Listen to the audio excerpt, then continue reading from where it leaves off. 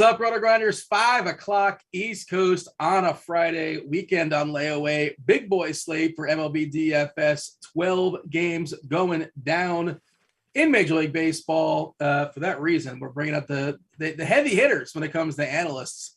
And, Chop, you said it on Tuesday or Wednesday earlier this week. You kind of sort of somewhat teased that we got some big news with Kirk Dees.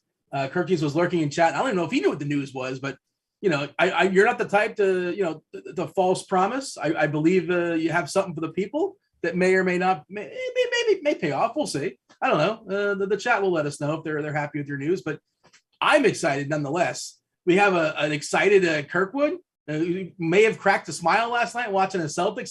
They made like 17 straight shots in a row. Well, actually, you want to hear the funny story why I wasn't smiling? Did you bet against them? No. So I have like a ton on them already, right? Okay. And but I wanted to pour more in.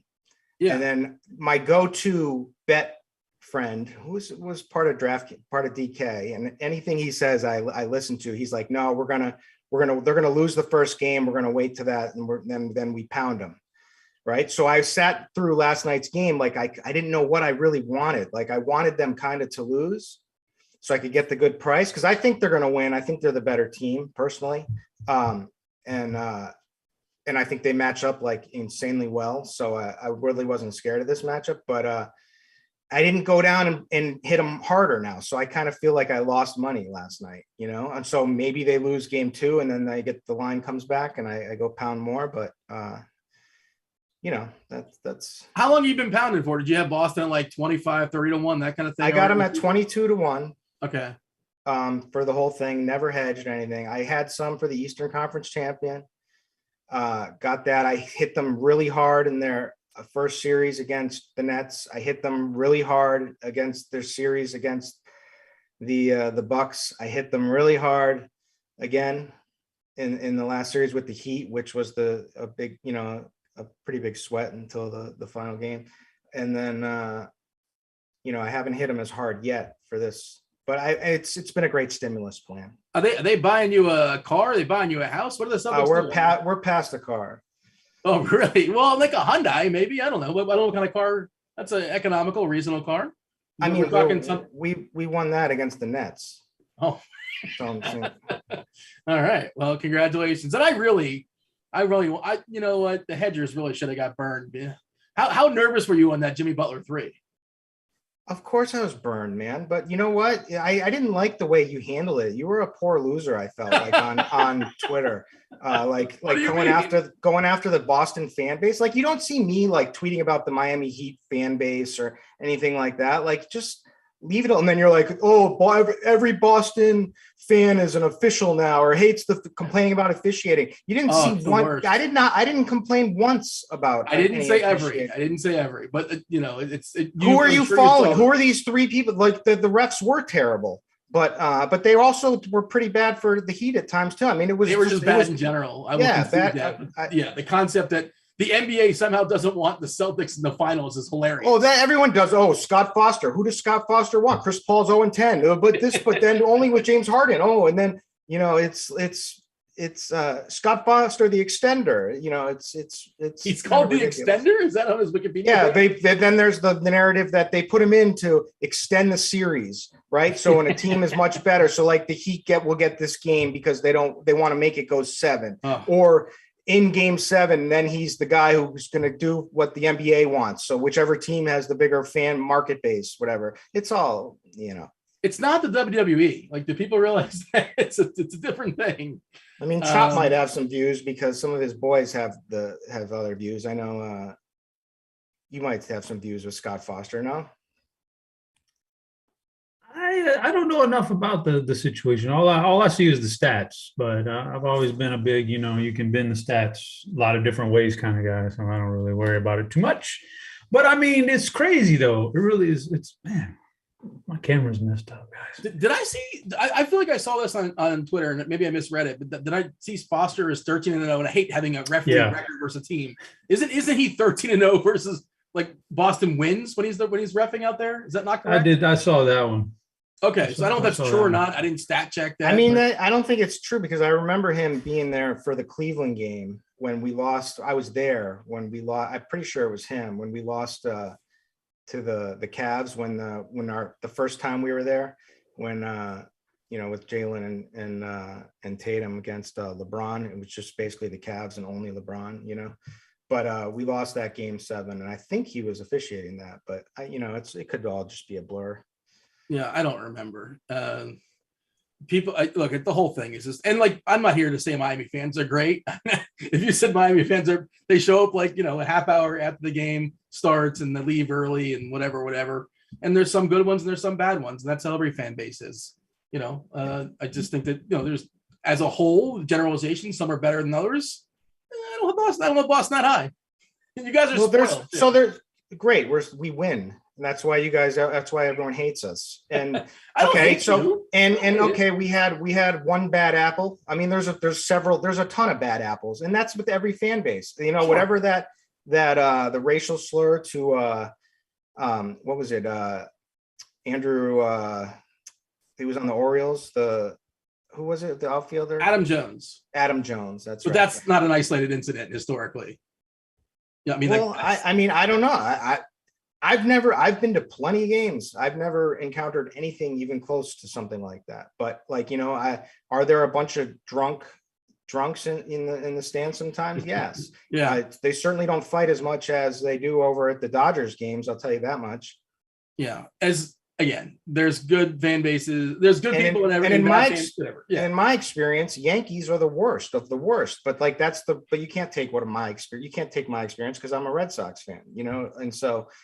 And the Philly fans, I mean, just disgusting behavior out of them, you know. And then the Heat are just fake fans, and that's the worst of all. At least like everyone else, where is it? Dude, I can tell you about Bimbo Coles and Alec Kessler and Willie Burton and Ronnie Cycli. I'm not a fake fan. Yeah, you're just one, Dean. You know, Alan Ogg. I can keep going. We don't have time for this, but hey, we have a big boy slate today as far as baseball. What's up, chat? Hit that like button. Dean. Whoa. I didn't get to get in on this, Dean. Go ahead. I didn't get to get in on this. There's a lot of bad fan bases out there.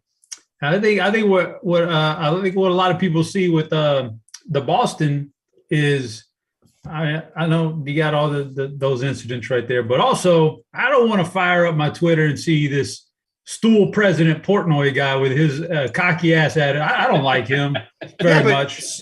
But yet you associate yourself with a lot of stoolies. Oh, I do not. I am not a stoolie. I am no. But aren't your best friends in chat? Absolutely in a not. Private Discord group, stoolies. Just no. You know better than that. You're bending things now. Relax. I don't think so. And I'm going to also say though, I'm about to come back on the other side, and then there's Matt Kalish out there jumping on the bandwagon. I don't want to see his DK tweets after he buried me with that stock tweeting about the Celtics. Now, come on, man. That's enough. You know what's even worse? ahead. You had your time. Give me my time now. I'm saying this. I gotta sit here and do shows with Dean, who absolutely buried me with Top Shots. I'm not burying you. Him and Chief out there every Wednesday making their shows. Oh, this is a great buy with the on the. This is what. Just get your feet wet. You jump into this. This, like, where's it all now? I'm giving two sides here. So you got those guys, and like Kirk's a great fan. Kirk's a true fan. I get it. And then on the other side over here, do I really want to see Golden State win? Oh my God, these guys are terrible. These guys, that fan base is worse than anything almost. Like, that's terrible. So, but I mean, I'm obviously rooting for the Celtics, and there's bad fan bases out there, but I got to step back and say, Kirk, man, your boys are about to win a championship. You got to relax a little, man. You're on the verge of winning an NBA title. Got to relax, man. You got to enjoy. Whoa, what's all this stuff in chat, man? Yeah, so that's another thing. Like, forget Tinder's you guys. If you didn't know, forget Tinder. Forget Tinder. There's a cheaper and fast option called Naked HD. It's going to give you that. Golly. Not a sponsor of the show, to be clear. Get that down before Dean can copy I thought it was a sponsor of the show. Well, we've had some products that are right up the alley there. Chop, do you want to? We should dive into this late. At some point, you did tease it. Are you going to pay off what you have as far as you want to reveal? Oh, it's way overdrawn, but I just wanted to, and this serves right in. We're going right into this now because it kind of leaks into what Kirk's talking about. I just want it on record now. Kirkwood, Dean, this is going to be, you're going to like this one, Dean, because I know you're like this. Kirk Dees is no longer a member of the secret chat. Did he get kicked out? No. Left on his own accord. What? That was it. He had enough. I mean, what broke him? Well, I know what broke him. It was a particular individual that broke him. He let the trolls get to him, but Kirk. No, so basically, I've been reading a lot of inspirational stuff. I found this guy Joe Hoka on baby, and I've been reading like the 10 steps I got to do to make my life better. And one of it was like, you got to get rid of all the negativity and the people who want to see you, fail, that don't offer you anything. And that's exactly what was going on in this chat. There's a certain individual who's a loser. Okay. In my opinion, I mean, if he's coming at me, like if you saw pictures of this kid, he's like the number one keyboard warrior. Like there's like a picture of what he looks like behind the keyboard, like what you think he looks like versus what he looks like. I mean, but regardless, he's sitting there anti-sweating my lineups, right? Not even in the contest. Can't even play, not even playing in the contest. And just rooting for me to fail, rooting against my fighters in UFC. Like, that's where I draw the line. I don't need that negativity, So I put it behind. I got a kid coming. I've got some health issues. I've got a lot of things, a lot of important stuff going on in my life right now. And Joe Hoka said this is the path. So I gotta run with it. The invitation is going to be there. He's going to come back. You miss me, He's going to come back. He's going to come back. At the same time, they're anti-sweating the Celtics, and I got like 50 grand on them. You know what I mean? It's the last thing I want to see. We just got to get this series. We got to get this series behind us, and then the pressure's off a little, and then then he'll come back. He's not gonna miss football season. No way, man. Chop, is there an opening now in the secret chat? I don't know if you have a quota. Is there a place? You know what I almost did? I almost did this. When I left, I was going to add Todd Pierce to the chat and then exit. And then if he like searched or something or whatever, like that, I thought that was going to be fun. Then it was just a spur. You just gave it out. You just gave it out on air. So the guy knows now. He doesn't even have to search. Now he knows that. He doesn't. I didn't say anything. Okay, you're right. So now he knows because of you. Oh, what? You mentioned the name. You mentioned this guy's name. But that was gonna be my move to add him to the chat right before I did. But I did. I left in a huff, like in a hurry. So he'll be back. People are still sprinkling it on through. Of course, we're here. Basically, the next 2 hours will be relieved by the Crunch Time crew in about an hour and 15 minutes. Tons of time to talk today's baseball slate. A slew of good pitchers here, Chop. I know earlier today you did the FanDuel show with Tuttle. I'm not sure what is that. It's like a Friday show and it's got a name to it, but I don't recall what the name is. Strategy show, just a strategy show. There you go. And the pitching is good, man. It's awesome. I really want to go double barrel on DK as well, but of course you have some good bats. Also, it's pretty clear like where you want to attack. Baseball goofy things happen, yada yada yada. But it's pretty clear where the good offensive spots are and the good pitching spots are. Garrett Cole seems actually kind of too cheap and an awesome, just a premier matchup against Detroit. The bat has got him popping today, like more so than usual as far as his K perspective or his K projection. Of 40% ownership on DK, and this doesn't stop there. On DK, you have an underpriced Eovaldi versus Oakland for some reason. Egregiously, he's 8K. Corbin Burns, also a stud. McClanahan, also a stud. Like other pitchers that are good, like in Gilbert and Bieber. On FanDuel Chop, and I believe you mostly concentrate on FanDuel. You can only roster yourself one pitcher. Whew. How are you settling in as far as figuring out your pitcher? On FanDuel, we have 30% for Cole, 21% for Eovaldi, who's got a bit of a discount off the rest at 8.8K. Burns, stud, McClanahan, 11.2. Just hard to get to that, to stop, go over Cole and go to McClanahan. But of course, you can outscore him. A lot of K expectation there as well. But yeah, Chop, talk me through all these good pitchers and how you're figuring out who your favorites are. Yeah, who my favorites are. I don't really have a favorite, Dean. And that's why I'll have like my short list of 5 or 6 guys, and I'll spread it out evenly amongst those guys on this kind of a slate. It's a 12 gamer, so I don't think I'm going to go too overboard on it. I'll look at the Garrett Cole ownership and say, no, I'll be underweight on that, but he will be one of my 5 or 6. I like McClanahan. I love Corbin Burns, but you get a slate like this, I can't see myself going too far overboard on anyone. They're all kind of just probably going to cancel themselves out anyway. One of them will be terrible. Maybe 2 of them will be bad and not perform up to expectation on FanDuel. So that's why I'm not going to go overboard on them. But I don't think anybody is going to separate themselves so much that I can't win if I don't have them, if I'm not like way overweight on them. I don't think that's Garrett Cole. I don't think it's any of these other guys. So I'll probably pick about five of them and roll with those guys, and the rest can kick rocks.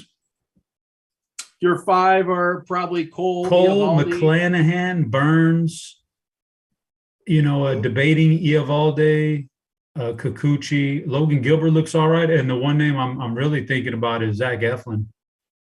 Oh, believe it or not. Like was fired today, by the way. The Phillies fired their manager for what it's worth. Oh, he finally got the axe. I would say Eflin because, we're going to dig in all of it in a little bit. But the Angels are not good, and when you look at the lineup they put out there tonight, they strike out a lot. And it'd be surprising they have such good hitters. You wouldn't think so, but guys like Trout and Shohei, they strike out a lot. So, what's going around the message boards lately? Speaking of Phillies, they were saying should be one other person should be fired in part of this whole deal. I guess Derek Carty was touting them pretty hard, and people are going to be down a lot of money on these season win totals. So I don't know. That's what the boards are saying, but I think the Phillies will be fine. I don't know. 12 teams make the playoffs. They'll make the playoffs. Wow. Okay. No, they're not going to make the playoffs. I don't know. I don't know if they got any heart, Dean. You got to have heart. Pull up the Fangraphs. How do you quantify the bat? You got to have some heart, Dean, to make the playoffs. No, you don't. You do. What are you talking about? You got to have some heart. You got to have some intestinal fortitude. These things are not quantifiable. Doesn't mean they don't exist just because you can't put them into stats, bro. Come on, bro. They're trying. You think Harper's not trying? Now, here's the thing. What's the Phillies record, Dean? Pull that up for me real quick. I think they're like 500 or something. Yeah, exactly. I look at that team. I say, my God, you got two aces at the top of your rotation. 2 aces, man. And you've spent all this money on hitting. You got the league MVP last year, Bryce Harper. 22 and 29. They're 7. Wow. So they're, as a fan, this is Fangraphs. They're 21.5% to make the playoffs. Well, wait, there's like playing nonsense though, and I don't think it's not accounting for that, right? Because I think it does account. I think that counts as playoffs. No. You want to give me 5-1 on Philadelphia? I'll take 4-1 on Philadelphia making the playoffs. I'll get back to you on this tonight. Well, we'll do it. We got a show, Dean. We got a show to do now. Let's keep it focused. Let's keep it moving. All of a sudden, now we want to keep it focused. I got the Celtics to worry about. I can't be nickel. They don't play again until Sunday. $50 with Dean. You know, come on. Well, you know, you're there's saying no they ain't making the playoffs. Dean, what do you classify as the playoffs? Just that one play-in game? You think that's whatever it? The official playoffs are? The official playoffs? There's no way. Nah. Is there 8? They may. Nah, I mean, bro. the Mets are a playing game. Mets are running away with it. The Brewers are in the other division. The NL Brewers, West. Brewers are tough in the playoff situation. The Braves, the Mets. The NL West is strong. The Dodgers, Padres, Giants all got. I don't see how. Maybe I'm wrong. Phillies seem like they might be the odd man out. I don't know though, Dean, but you're spouting it like it's like 80% sure.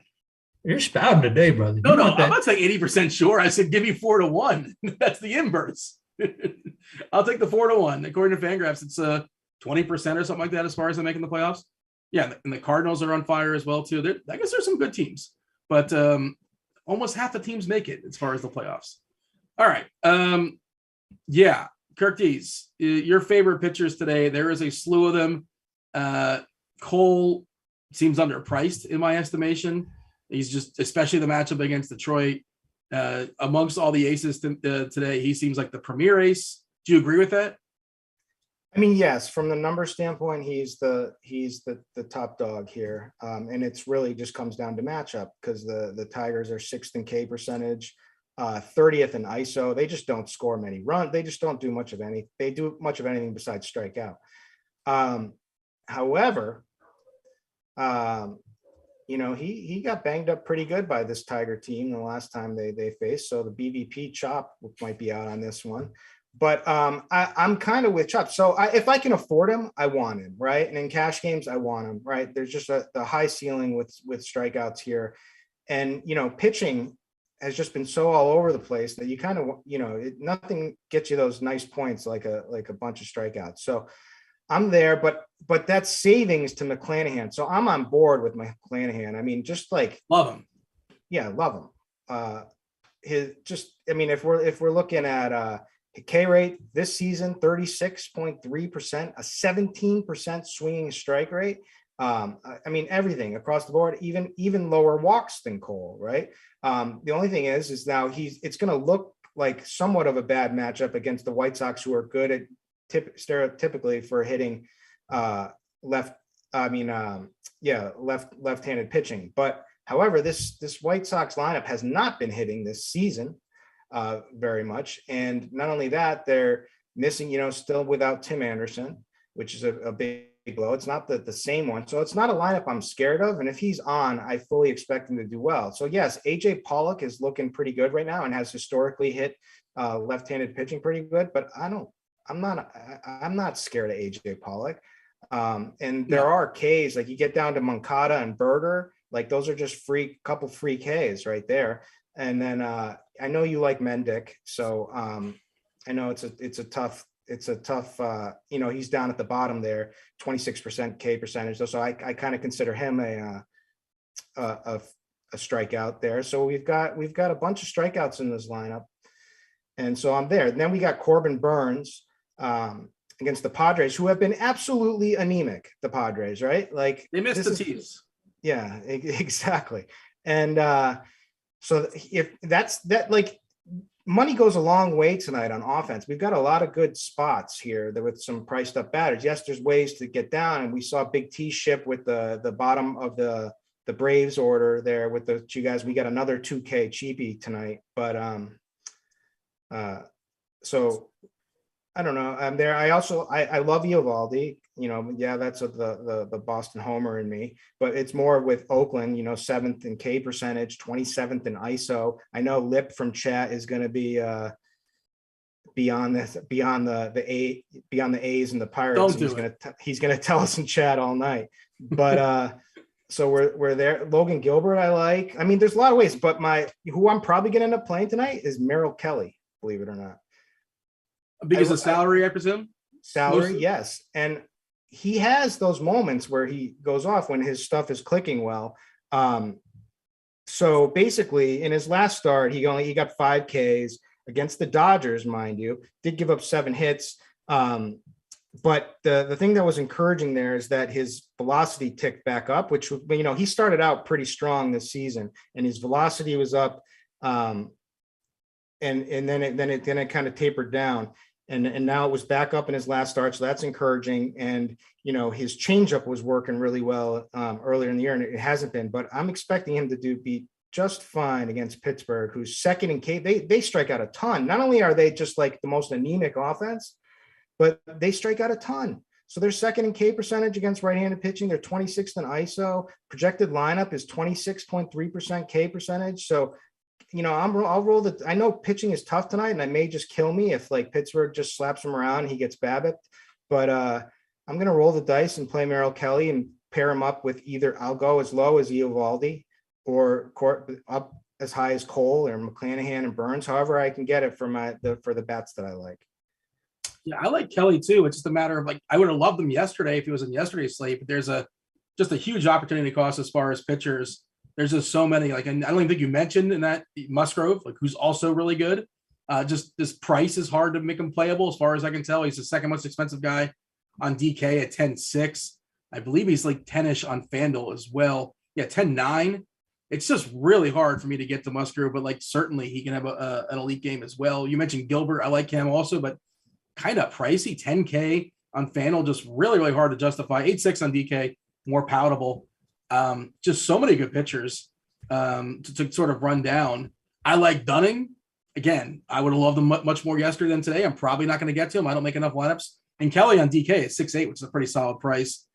And we also got, I don't know how useful this is or how necessary it is, but Velasquez got scratched today for the White Sox, and this Davis Martin character, he's fully stretched out for Chicago. He's going to be drawing the start. He's 4K on DK, and whenever somebody's 4K on DK and has the potential to go 5 or 6 innings, they're interesting at least, and he doesn't look completely putrid as far as his numbers in the minors. Again, opportunity cost. If we stretch it back to last year, it's not. I mean, we have 22 at bats in the majors, but 31% Ks, 4.5% walks. You know, but whatever. That's a small sample. What are you going to do? And this Tampa lineup is pretty contact heavy outside of a few hitters for what it's worth, but just interesting if you really want to pay up for all the bats. I don't think it's a terrible idea if you're mass multi-entering. Chop, you said you had 5 pitchers you're kind of running on. Was Kelly in that conversation for you? He didn't make the cut for you. Let me see here. Kelly. Yeah, Kelly's good. He's fine.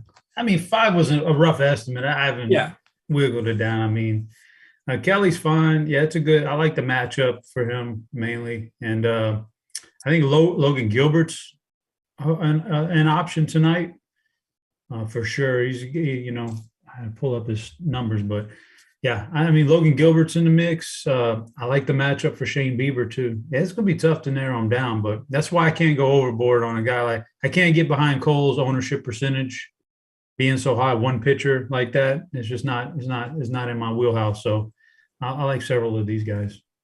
What is your strategy? What are you doing tonight, Chop? You like MMEing something on Fanduel, or are you making like 5 lineups, 10 by hand? Let's do the 150, Dean. It's Friday. Let's go for it.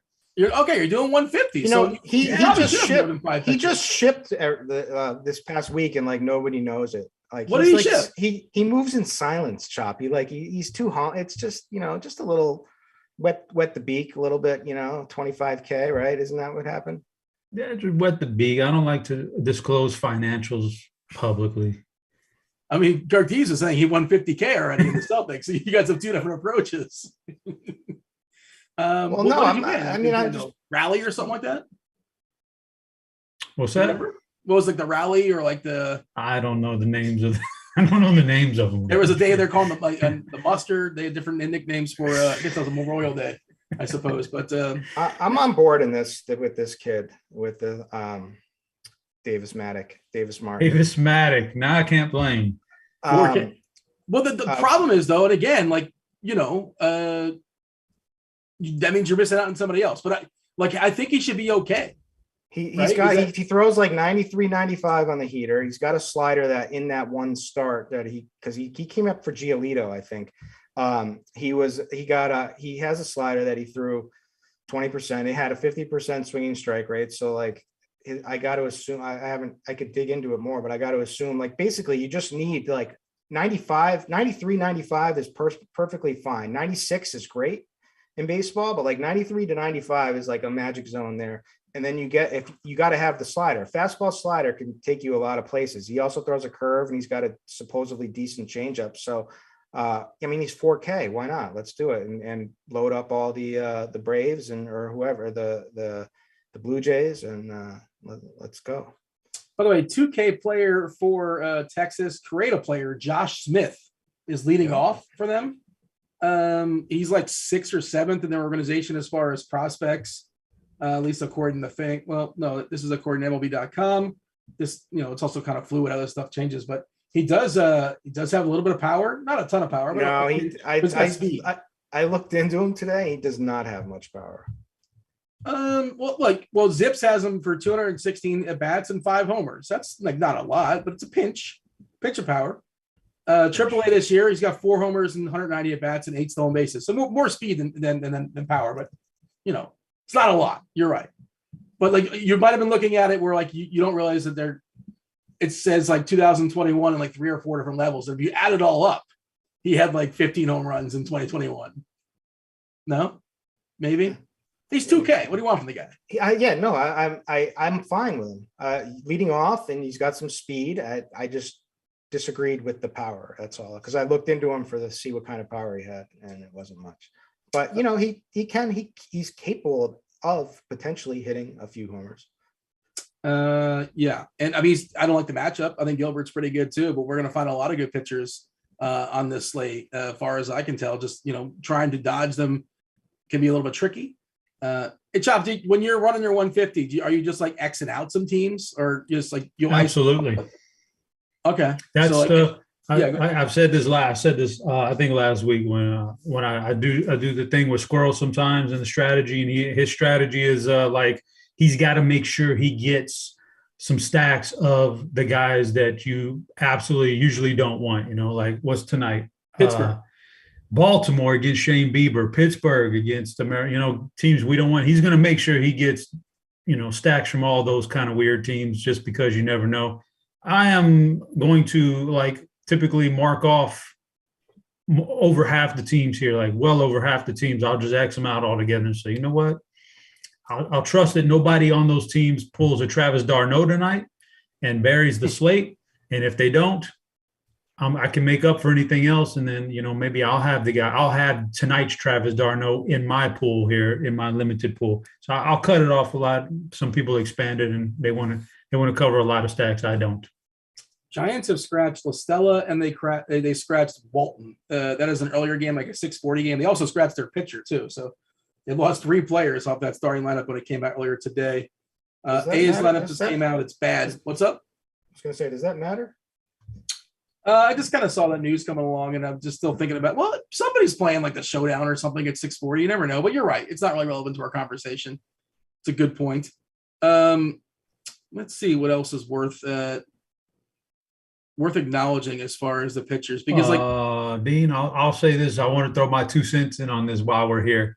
Go ahead. Now that I'm digging in a little, because I didn't know Velasquez got scratched till later. Now that I'm digging in on Martin, I'll absolutely he'll be in my player pool for sure. I like this. I love a good cheap pitcher like that. He's 5.5 on Fanduel, by the way. I mean, if you want to just roster everybody with him, you can have a good time, I suppose. But I guess there's a ceiling there. Are you okay? I feel much better with these kind of pitchers as like an SB2 on DK as opposed to like just that's your pitcher on Fanduel, because somebody's gonna have a monster. If it's not Cole, it's McClanahan. If it's not McClanahan, it's Burns. If it's not Burns, it's Musgrove. Like somebody's put up a big score. You could certainly make it up with bats. Yeah, I'm fine with it. If he goes out there and gets me 30 on Fanduel, I'm fine at that price tag. All right, fair enough. Who is tonight's d'Arnaud, by the way, Chop? You didn't say. You didn't tell the people. Are you going to hold that back? We're talking about pitchers right now, man. All right, fair enough. I mean, yeah, I just I'm having a hard time separating them, but I think on DK the pretty clear chalk. The combination for cash is almost definitely going to be Cole with Eovaldi. Let me do a refresh on our ownership, make sure that's where our ownership lines up as well, because I imagine last I saw 40% for Cole on DK, which is a really big number, especially considering, all the good options tonight, and it's a big slate. Yeah, 45 for Cole, 31 for Eovaldi, 28 for McClanahan. Those are my three favorite. Burns certainly great at 24%. Kikuchi at 17%. I may have wagered on Kikuchi getting a win today at plus 190. Just them winning. You anybody like that bet? Anybody have a thought on that bet? Just gotta. Get that in the other side.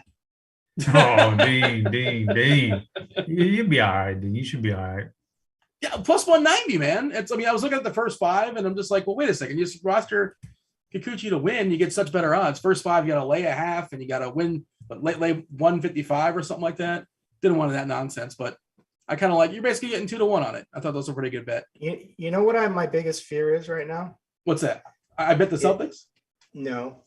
Is Dre is going to hit that 22 leg single game parlay for $1 million on like. He's trying, man. And I'm not going to have tailed it. You know what I mean? Because I can't bet. And without going to New Hampshire, so it's not like I can go all the time. I mean, I go enough, but.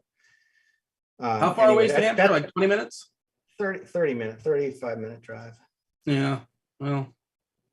And then there's traffic. It all depends. It all depends what time. Like there's plenty of traffic and on certain times and stuff. So, yeah, I know that's like my biggest fear is I'm gonna see the Twitter screenshots where Dre hit the 22 leg single game parlay and I missed out on it.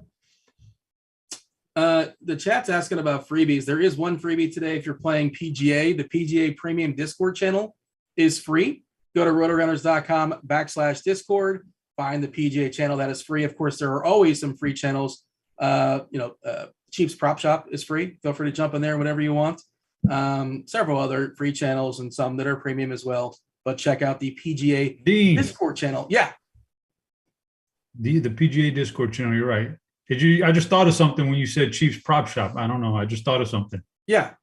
Can you believe that for the good content, you have to pay to follow Siege on Twitter? You have to pay, man, for the good tweets. What? Can you believe? I don't know. I just found this out last night. It's a little button. You can put a little button on your Twitter. It's called Super Follow, and you have to pay to get those tweets from that person. Is it like a fixed price for anybody, or is it like based on the person, like on Cameo, like Elon Musk? It's going to cost this, and then Siege is going to cost this. I imagine it's probably like set your own rate. Are you a super follower? Did you pay the $5-10? What was it? What was the amount? I don't know. I'm not clicking on that button. I don't want to get charged on accident to follow Siege, man. So you're saying he's holding out, and I'm only getting the nonsense. And you're just getting the nonsense. He's saving the good. The good stuff's behind the paywall. You know what? You know what I heard too? Siege is doing an OnlyFans. Oh my goodness! Oof, that's the content Dean wants right there. Send me a link if that's true. Just casually just drop it on my DMs if you don't mind. Yeah. Where are we at as far as I know we're off the rails. The PGA Discord. You were talking about. We'll sum up pitching. Okay, we'll sum up pitching. High end Cole, McClanahan, Burns. Take your pick. McClanahan's cheaper. Cole, has the better matchup. I think they're both going to be fine. Eovaldi is right there, right? He could be. You could say he's the best point per dollar play on the slate. 8K.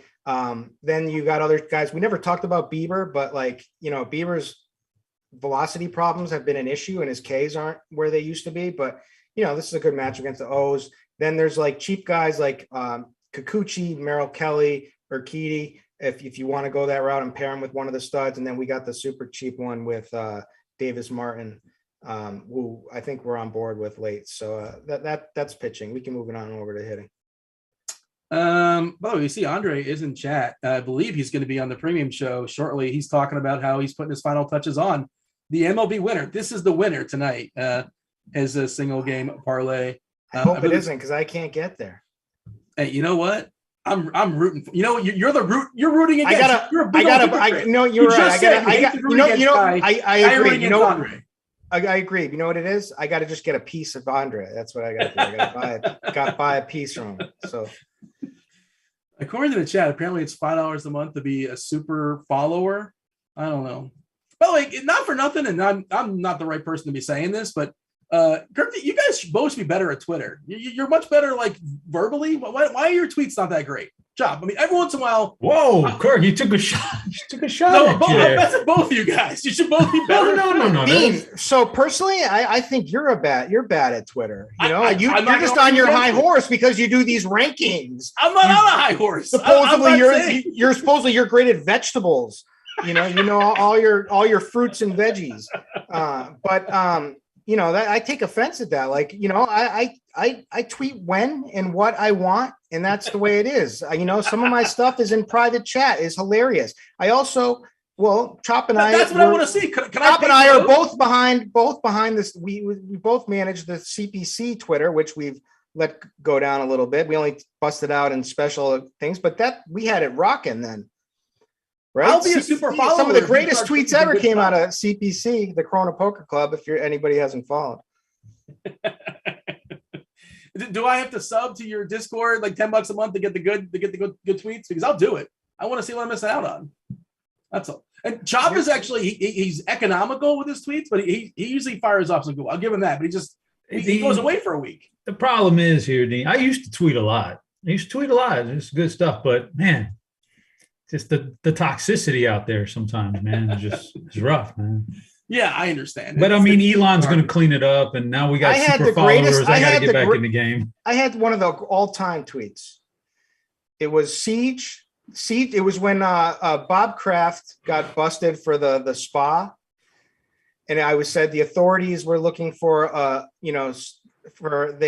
can't remember what I said. It was something to the fact that they're looking for information from this man who was seen leaving the shot of his shoes, whatever the day spa, and it was the shot of Siege in his shoes. Looking for the public's help on identifying this man. It was the Siege shoes. That's not too far. I'm pretty sure that day spa is not too. I think it's in Hollywood, if I'm not mistaken, which isn't too far where I'm currently located. All right, let's talk about the hitters. We kind of teased it a couple times. We were talking about the pitchers, talking about the hitters as well. Before we do that, we do want to mention Stat Hero. Stat Hero we talk about on occasion. If you don't want to mess with ownership, there's too much ownership in Atlanta. I don't know what to do with that. By the way, there's a tropical storm lurking around, so if you're hearing that, my apologies. Hopefully it's not too loud, but it's been raining on and off throughout the day here in Florida.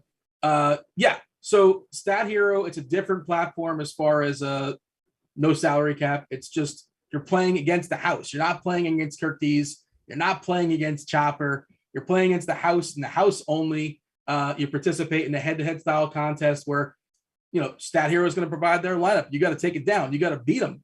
Pick 'em style. They also have survivor pools as well.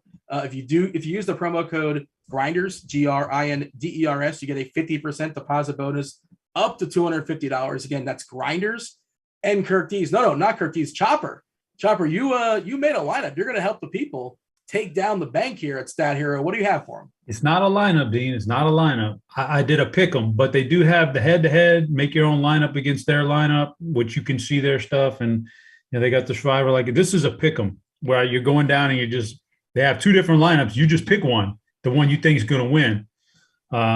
So what I like to do is, find a really good spot and see if I can capitalize on it. So if I was looking in there and seeing, is there any lineup with multiple Braves that I can, go against the lineup without Braves in it? That'd be great. But they were smart enough not to do that. But I did find this one right here that we should have up on the screen where, like, I'm looking at it.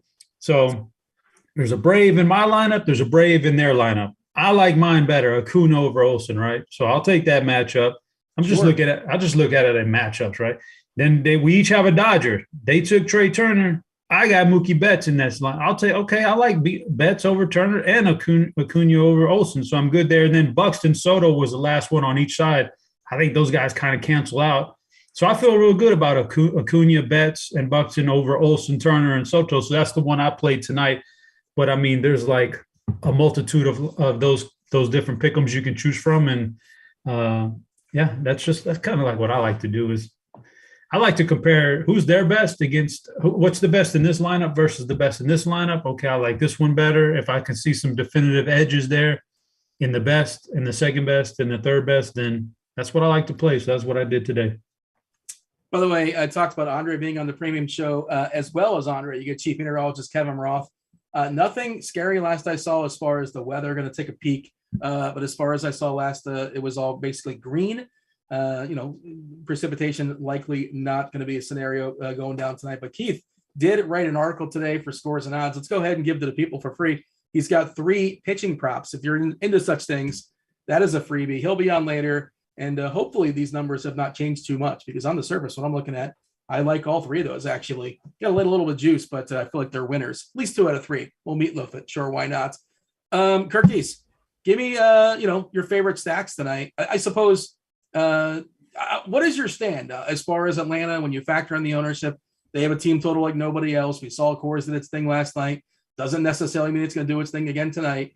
But we're looking at 6.5 as far as the team total, over 6.5 at this point. They are without Albies for what it's worth in that lineup, but it's still pretty loaded. Chad Kuhl, not to be feared on the bump there for Colorado. And then there's Toronto and the Yankees. I would say that those are the top 3 on the podium today. You tell me otherwise, but yeah, are you embracing the chalk as Atlanta? Are you going to get different by rostering the bottom half? What's the strategy here?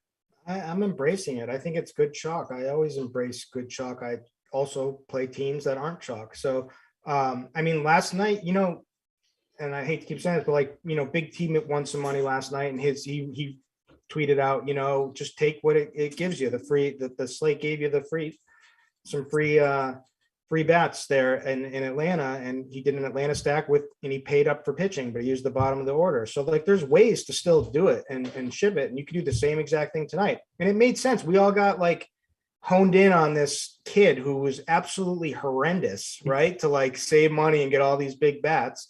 And he just played Gonsolin with Manaea and took his 25 points.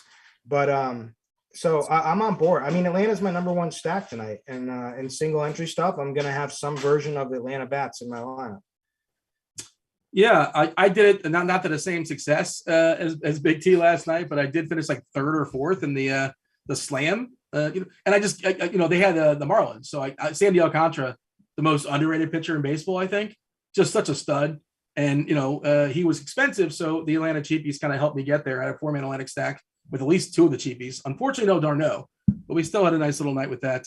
How about Kirky's away from Atlanta? Did you have any stack that, Toronto we kind of talked about? The Yankees as well are pretty clearly, jumping off the page as an alternative. And is there one that's nobody's really talking about? You are on mute. Yeah, there. Thank you very much. Pro as I am. Yeah, so I love Atlanta. I love Toronto a lot. Chichi Gonzalez has always been the guy that we just absolutely, salivate to go after, and it's no different tonight. I don't mind Philly. I kind of like them down there. But if I'm trying to get sneaky, I don't know. Who's your favorite sneaky stack? And then I'll rip into them. I think it's a big drop-off after Atlanta, Toronto, New York, but I guess the next one for me, and I don't even think it's even sneaky, we'll determine if they have any intestinal fortitude or any heart to this Philadelphia team. They're shamed, essentially firing the managers. You can't fire the players. Maybe they'll bounce back today and put up a big score. I like Philly as a pivot, but that's probably not sneaky enough, although, so much ownership is going to be spread out on a 12-game slate, and a lot of it's going to be condensed on Atlanta and I think New York and Toronto to some degree, that you're going to be able to get. That's why I don't think you have to be sneaky. You're going to get good offenses in good positions that will be ignored just because of the nature of the slate. So I don't personally, again, I'm not running 150, and that's probably a better question for Chop. I don't think I have to get too crazy is kind of where I'm at. Nobody's playing Mike Trout. Just, he's not going to get played. 5% maybe, if that. Of course, he's expensive. I think Tampa maybe, just because who knows where you get with Martin, but they're also missing their 2 best hitters. the rest of the line, it's just rough rostering Tampa because that lineup is it's hurting for some good sticks there. Possibly Houston. And hey, Chop, we didn't talk about this, but good job on the Astros. I think this is a good signing for you guys, Rodon Alvarez. Good price. Great. Right? Are you happy about that? It's incredible. I'm stoked, man. Yeah. I am stoked. 6 years, that means that you're going to get him through his prime. The way it breaks down, his 3 prime years, 27, 28, 27, 28, 29, 30, 26 million a year. By the time that rolls around, that's 3 or 4 years from now. By the time that rolls around, 26 million a year is going to be nothing. Like that's like guys are already making more than that these days. And that's 3-4 years down the road. So not even that much, Chop. It's 6 years, 115. But the way it breaks down, Dean, he's only going to get 7 million next year. Okay. And then 14. And then by the time and then something in the third year is like whatever, another 15, 16. Then by the time he hits 27 years old, he makes 26 million, never more than 26 million all the way through age 30. So they'll get him in his prime for 26 million a year under contract, which is going to be a bargain, an absolute steal by the time that comes around. So yeah, it's a great signing. Yeah, I thought it was a great deal for Houston. I don't care that he's a DH, and maybe that's one reason why he was a little bit cheaper, but whatever. I mean, that's a Gold Glove outfielder, man. Have you watched him lately? He's making strides, man. He's making strides. What do you have as far as stacks tonight? And you're talking about Xing teams out. I assume you're not going to X out Atlanta or Toronto or New York. Will you tell me what you're doing? I will not be Xing those teams out. In fact, I do subscribe to the theory that, yes, I can eat a whole lot of chalk these days and still win tournaments. Just all you got to be is different in one spot, really. Like, just give me one spot. If I can just find one guy who's low owned that carries his weight on the team, I'll be fine. So I don't worry about chalk. So I'll have a lot of Atlanta, Toronto, the Yankees. Colorado scares me, so that might be one. I mean, Max Fried is still a good pitcher, and I don't believe in that. So that might be one that goes underneath. And I'll mark off a whole bunch of them. I'll probably keep more pitchers in my player pool than I will stacks tonight. I'll have less stacks. I really don't like a lot of stacks. I like a lot more pitchers than stacks. So out of all these 24 teams going off tonight, you may only see me have like 5 or 6 stacks in my lineups. Well, you mentioned Fried and the Colorado, and I'm on the side of I don't really want to pick on Fried. He doesn't give any homers. It doesn't give a lot of fly balls. On the season with 25.6% fly balls, that's a low number. 0.74 as far as homers per 9. That's not even like a crazy homer on the fly ball. It's 11%. Sure, you can always play Crone. You can play some of the Rockies, but as a general thought, I'm probably gonna be less in the field. What do you think, Kirkies, as far as picking on Fried with the Rockies? No, I don't pick on Fried. I mean, it wouldn't shock me if his stuff doesn't work so well and they go out, but I don't think it's very likely. I think it's pretty likely that he holds that offense in check. So I don't know. They're not going to be popular, so I get it, but I'm not going to have much of them tonight. Interesting. I saw Eric in chats talking about 3 bullpen arms out for the Twins. They didn't want to go to Toronto because of vaccination issues. I think I saw Max Kepler as another guy. So I didn't look at the bullpen stuff, but that's just sort of interesting. I don't know if they're good players or bad players, but if 3 of the Minnesota bullpen arms are out, that could be an issue. Well, that's a bullpen. I mean, I love Toronto anyway. And then you look at I love the matchup with Chi-Chi. Then you look at their bullpen. I mean, they're the second highest home run per 9 from a bullpen so far this season. I know that doesn't mean much really, because we're going to have to wait to see when this will stabilize. But I'm on board with attacking that bullpen. I mean, that's another way that I look at things. So I try to find like sneaky stacks. I try to look for which bullpen I really want to go after. But another one that I didn't really touch on here is I think Houston is pretty sneaky tonight. I don't think they're going to get much love at all. Brady Singer can be so hit or miss. He's essentially a 2-pitch pitcher. And I don't see that working too well against the Astros here. So I could see, and then that's a bullpen that I like to attack. The Royals are 3rd in xFIP on the season from a bullpen. So Chops Astros, I like a road team that's going to get that final at bat in the 9th, that could do some damage, see some of those bad arms.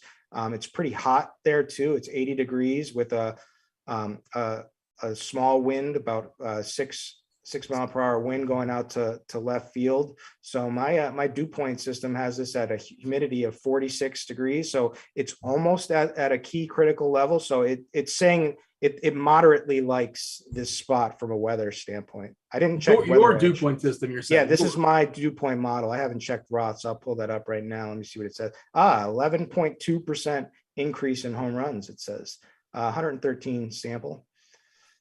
Other things that as far as spikes and weather edge, I didn't see anything too crazy earlier today, but 95 game sample as far as Yankee Stadium, winds blowing out a little bit to center field, 71 degrees.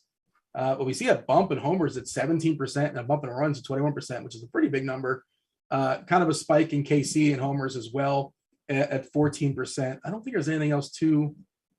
No, not really. Nothing outrageous. By the way, the bullpen arms, if this means anything to you or not, Thielbar, Pagan, and McGill. That's at least one. That's Slippin' McGill, they call him. That's his nickname. I'm so excited for the last 5 or 6 episodes of Better Call Saul. Yeah, we need it now. I can't, Where are you going? We'll knock it out. We'll get there eventually. I think it's like a month away, right? I think. Not too long. Barry's been pretty good too. Best episode of the season last week. No spoiler, Dean. Oh, you haven't watched it? I haven't seen the latest episode yet. It's phenomenal. It's wild. It's trippy, man. Wait, what happened? Refresh my memory. Oh, no. I'm not. No, I will say it without spoiling it. That's impossible. But by the way, here, I'll give you one word. Beignets. Oh yeah, that's right. That's okay. Okay. I mean, No Hank is just one of the greatest all-time characters. Phenomenal. You know what? There's so many shows. I started watching this one, and so I got to catch up on other stuff. But it's on Apple TV. It's called Severed. It's pretty interesting. It's called Severance. Severed. I think Severed. Or Severance. Oh, Severance. That's it. Yeah, it's really interesting. Have you seen it? It's trippy. I've seen the entire series. Okay, don't spoil it for me. I'm not spoiling it. I'm only on like number 4. So relax, guys. But it's really good. It's good. It's good. You're gonna really like the end of it. It's a slow burn. You're gonna like the end of it. There's a key relationship that evolves. That's really you're gonna love it. I would kick your. Oh no, Kirk! I'm gonna tell you. I already know what it is, and I don't even. Kirk is. He's the worst. Have you ever? What's that movie with Seth Rogen where he's got they've got the Real Virgin? No, where he's got the girl pregnant and he's not knocked, and him and his friends have this website where they do nothing but scoot through shows for the nudity. Kurt's going to have a website where he scoots through shows and it tells you exactly where to go when there's a gay scene. He loves the gay stuff. So I already know what he's talking about. I'm fine with that. And there's nothing wrong with that, Kurt. I just like romance. I just like romance, Chop. I don't see gay, straight. I can appreciate that. That's why I said there's nothing wrong. I'm just saying you're going to have your own website here where you tell everybody exactly where to go in the movie to find the erotic scene with 2 men. I got Chop good with the Pam Anderson episode too. So that too. He's never going to forgive me for that one. We Own This City. The chat's talking about. I don't know if you guys will watch that. I fired that up on HBO. I watched. I just finished it. Yeah. That was good. I haven't finished. Oh, geez. Let me tell you about that's based on a true story, Dean. It's really good. Well, I mean, those kind of things do happen, unfortunately, but I don't think it's based on a real true story. What? No. What? No. Per the names and everything are real life. Yeah. The Freddie Gray. Yeah. I know some of the names are. I thought they manipulated the story a little bit, but yeah, it's what's his name? Barenthal is just he's very unlikable. He's an incredible actor. That show. He's really good. Well, he's not likable in the show. He plays a horrible person. He wasn't likable in The Walking Dead either, but he turned into a bad guy. He's a good actor. He's a nice guy in The Walking Dead compared to what's going on. All right, let's talk about the hitters. Let's go around the horn. And we got plenty of time, by the way. The Crunch Time crew is on layaway. Yeah, Jamino and Chad talking about Mr. Skin. That's what you're referencing, by the way, Chop. he would appear on Howard Stern. That's how I'm aware of him. That's how Jamino's aware of him as well.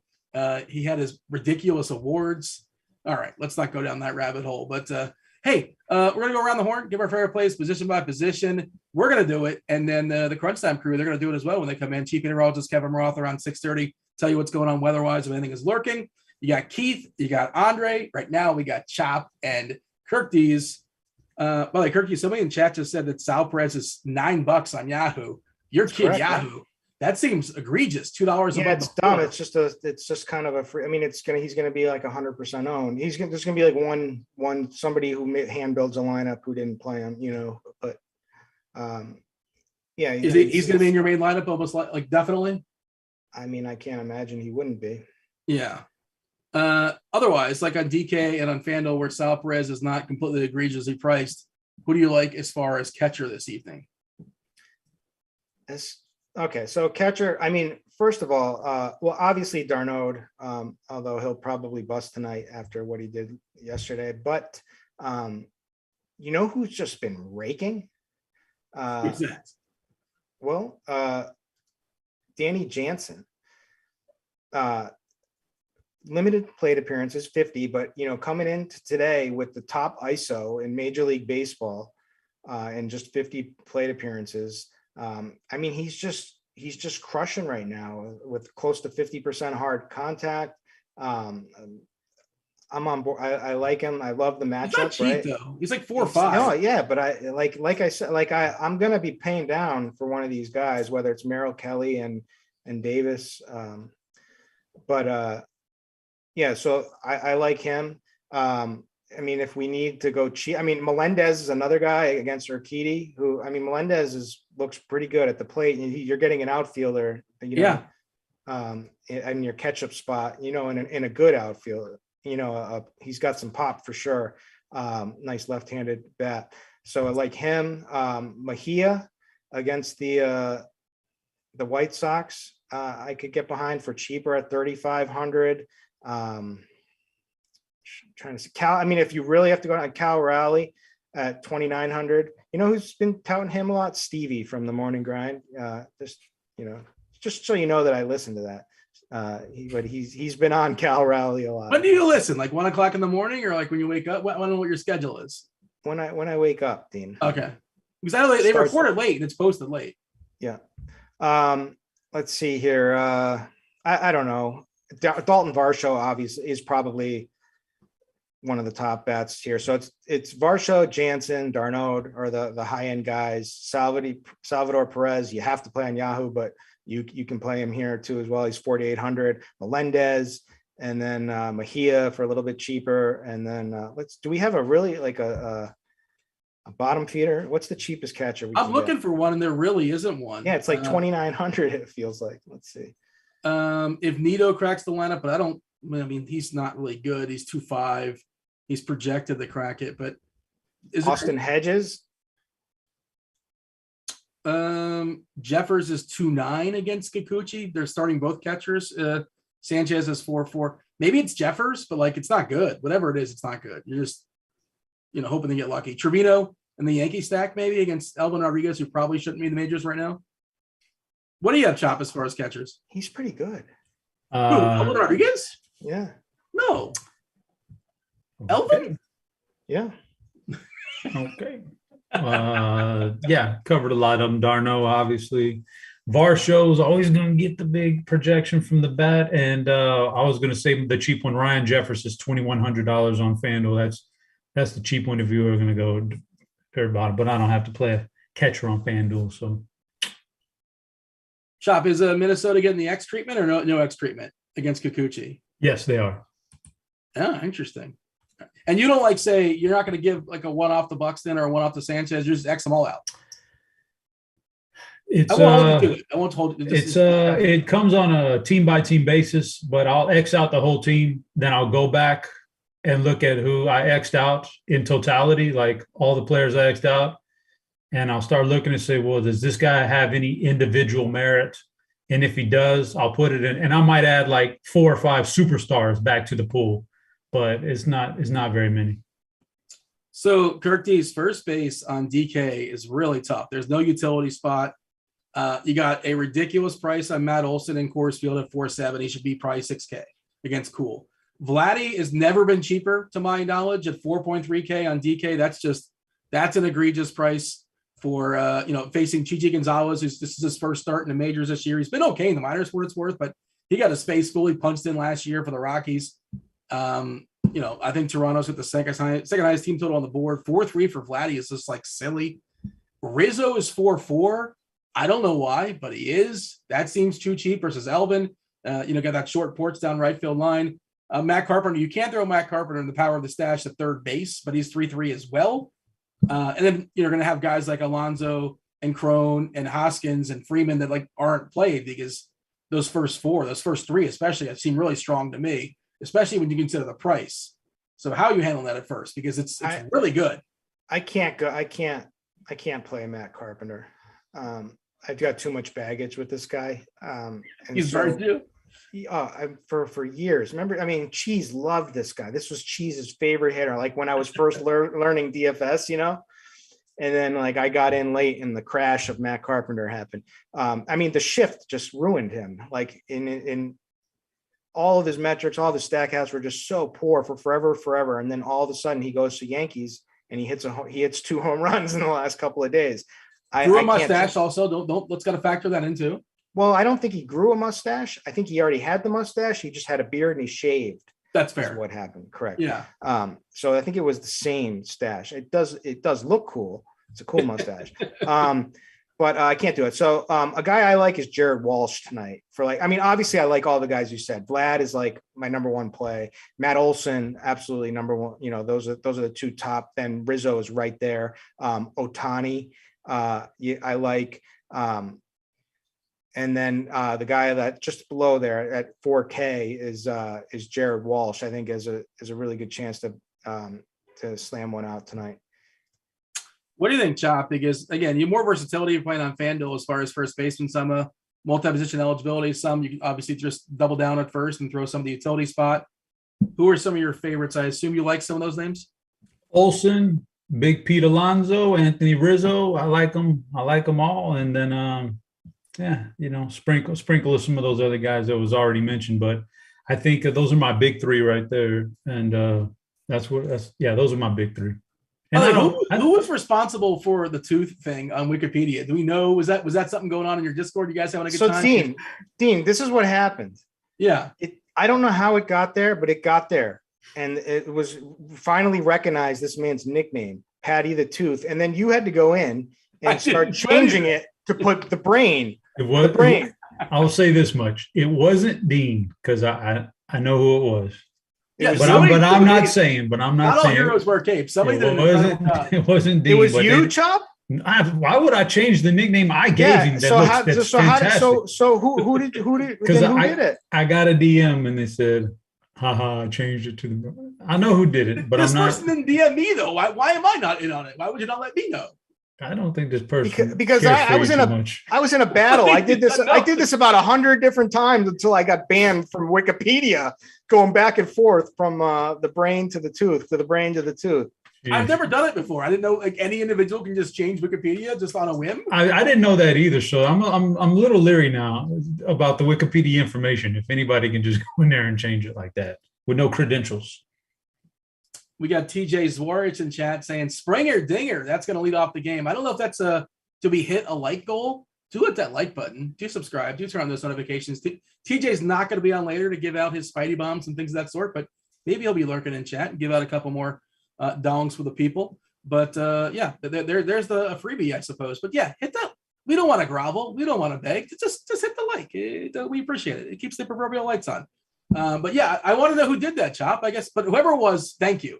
And I don't. It's probably somebody corrected it back. I say corrected it, and now it doesn't say anything. So that makes me think it's Chop, and it's one of the people from the group. Why would I want to change? So the nickname I gave the guy. He's sabotaging himself. I mean, that doesn't make any sense. So then why aren't you calling this person out? Because he told me not to. He said, "I'm just going to give out his." I'm not going to mention any names, but the guy I'm spoiling Barry right now. The guy was like, "You better not, dude." The guy was like, "Spoiling every show." The guy was like, "I'm gonna get under Kirk's skin a little. Just chill out and let me do this." And I was like, "Man, come on, man." Obviously it's working. You let them get under your skin, Kirk. My God, man. Hey, man, it worked. For those that weren't on the show or didn't watch the show maybe 5 days ago, they might be confused. But yeah, we debated the nickname for neither of which are real. Wow. So now I look at Chop in a whole new light. He was part of this. Dude, when I was actually doing his, nobody even noticed. I went in after all that was dead, and they took the name away. I went down there under his Chicago Cubs bio, and I added the tooth down there, and they still took it away. I was trying to get the tooth in there because that's my claim to fame now. But I got banned. Two-time millionaire winner, and I gave Patrick Wisdom a nickname. Also, Dean, I think I got to go back and check the record. I think I'm the one who came up with your dong back in the day for Alvarez. I think I came up with your dong. What records are you going to check? You're going to check what record? I don't know, man. I might have to go back. Devin, can you go back and look at every GrindersLive for the past 6 years? Keyword your dong. Second base, keystone position here, Chop. It's bad. Second is just not good. It's not appealing.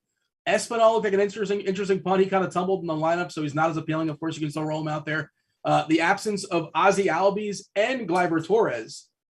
Second base takes a huge hit, Chop, and whatever the opportunity cost is at first, it's the distinct opposite at second. As far as of course you can play Altuve. There's some other guys that can get there. Story, yeah, why not? Rogers looks like probably the best dollar for dollar play, even though I don't really want to pick on Fried. I just hate second. Second's not for me. But I got to play somebody. Who am I playing, Chop? Yeah, it's not a good, it's really bad. So on FanDuel, Ketel Marte, I think is okay. I like Ketel Marte. And I really struggled after that. I don't like the Colorado guys, the Colorado or Atlanta guys. I don't like them that much. So I was going to say Jose Altuve, but looking more into Brady Singer like that, I'm just thinking about the matchup. I don't know if I like that matchup. Maybe he'll prove me wrong, but that's a lot of sinkers from Singer, and I don't think that's in Altuve's wheelhouse. I think he likes that fastball up in the zone and not necessarily. So I'm out on Altuve too. He just as a better than you think. What's up, Singer? He's something better than you think he is. Yeah, he's got some good. He's got a pretty decent when arsenal. His stuff is on. No, he's got 3 pitches. Yeah, good arsenal. He's got the sinker. He's got a changeup and he's got a slider, and his slider was absolutely non-existent in the last one, and so was the changeup. So he just threw a sinker the entire time. And if it keeps going like this, he's going to get absolutely shelled. So I kind of like Houston, but I like Houston too. If there's a guy I'm avoiding, it's Altuve in the stack. And but I think Merrifield is okay. Urquidy's going to be solid, but he's going to give up home runs. That's what he does. Reverse splitsing too. Does he? Yeah, he's a reverse splits guy, so I prefer righties against him. All right, we got that going for us, and those are the 2 guys heading my list, Marte and Merrifield. If you're on FanDuel, Dean, if you're playing on FanDuel, I'm sure on Friday night you love the combination of Seaman and Mendick, but that's for you to go for. Is that Marcus Semien you're going with? Yeah, Texas guy. It's too bad the Marlins aren't. You could have really weaved the fun. So you got that, but I'm not into that. So I'm going to stick with Marte and Merrifield. Kirk, what do you have? We got to pick up the pace a little bit too. Let's knock out the second baseman, Kirk. It's gross, but lipstick on a pig. Who do you got for me? Ketel Marte, Owen Miller. Do you know where that's from, Dean? What movie that's from? Owen. I say we got to pick up the pace, and now I want to know what movie. Throw Mama from the Train, I think it was. Oh my God! What a Danny DeVito. Is that what we're talking about? Great movie. But Owen Miller's 3,600 against Zimmerman in Baltimore. I think the Guardians are pretty. They're in a good spot, and we saw how things can erupt there in a heartbeat. So I'm on board there. Brendan Rodgers is probably the guy. I mean, he's batting cleanup on the other side against. I'm not big on the Rockies tonight, but for 3,900 batting cleanup at second base, that probably seems like the play. So I see TJ pointing it out in FanDuel specifically. You can play Mlb Dfs is batting 5th for Houston, and he's 2-1. That's your punt du jour. If you just want to flat out punt it on FanDuel, I think that's probably the best spot at second. Kirk D's knockout third. Third base. All right. So at the top, Austin Riley is the obvious chalky best play. Jose Ramirez can go toe to toe with him, especially, you know, in Baltimore here. He could erupt. My other guy is Rafael Devers. As a Sox homer, I am. People are going to play Matt Carpenter tonight after his 2 home runs. I will not be one of them. I already gave my thoughts there on that. Josh Rojas, batting second, has some lefty pop, a little bit of speed against Brubaker. And you could do worse than Yandy Diaz. Yeah. DK, you have Josh Smith. Did you mention Josh Smith for 2K if you want to? I didn't. That's the cheap. If you need to go down, that's the cheapie that we talked about at the beginning of the show. A little bit of speed, not much pop, but you know, certainly could put some things together and steal a bag for you. What do you got, Chop, as far as third? Yeah, third base. He mentioned the Riley, Devers, Ramirez. Like, I'm gonna spin up. I like it to spin up. I throw in Donaldson, batting cleanup, man, just in case. Those are the good ones. Yeah, I don't like a full KC stack necessarily, but I do like some of their players as individual players in my lineup. Bobby Witt at third base on FanDuel is perfectly fine. Urquidy he throws strikes, man, and that just leads to good outings, but home runs, individual home runs. So he's not necessarily great to stack against because he's not going to put a bunch of cheap guys on base with walks, but he'll give up the home run. So Bobby Witt as a one-off. Just pulling it up as far as Urquidy's numbers this season. To your point, yeah, the Ks are brutal, less than 17%, but only walking 3.4% of guys. And yeah, against righties, Chop, he's got a 371 WOBA. That is a big number. It's a big boy number, 225 ISO. So yeah, he's a playoff pitcher. He's got a lot of heart. He gets in the playoffs and he shows that heart, man. He just grinds through innings in the playoffs. So what? He's just going through the motions tonight? Is that some of them just go through the motions. Like, you're telling me Jimmy Butler doesn't go through the motions in the regular season? Come on now, Dean. I mean, like, he's not playing hard, but like, you know, everything gets a little more intense. The intensity ramps up in the playoffs, like hockey too. And then I wouldn't just single out basketball. It's just how it goes down. It's a long season. Baseball, whatever. You have 4 bats. Like you swing 4 times. Who's your hockey team? Tampa Bay? Is that? Oh no! Wait, who was your hockey team? Are you asking me? Yeah, it's the Lightning, right? No, that's Chief Meteorologist Kevin Roth. Mine is the Florida Panthers, who got ousted by the Lightning. Oh, so you went out with the Heat and the Panthers. Oh, yeah, how about those Bruins, huh? That's tough. Oh, I feel bad for that. Mario Lemieux was good like 30 years ago. Good for him. It's too bad, Dean. Wasn't he? Wait, no, Mario Lemieux wasn't. He was on the Penguins. Who was a go-to Bruin? Same team colors, Dean. Colors. Like, they're both yellow. Who was a known Bruin over the years? I should know somebody like that off the dome, but it's not coming for some reason. Hey, shortstop. What do you have, Cartes? Shortstop, Dansby Swanson, number 1.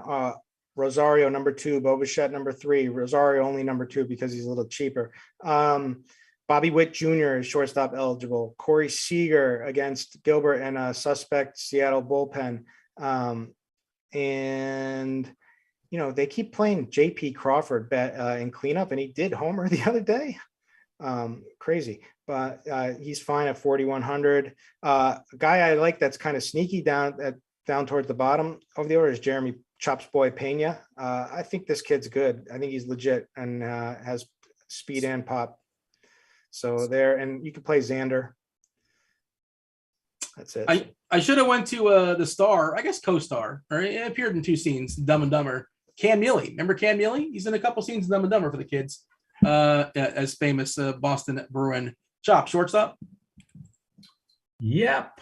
Got a little shortstop action for you, Dean. Let me pull them up real quick. Yeah, he mentioned Swanson. I could go Seager. I like Lindor. I don't mind this Mets. They put up big numbers every night. I don't know why the team total is so low against Tyler Anderson, but you can go that route. JP Crawford, batting cleanup.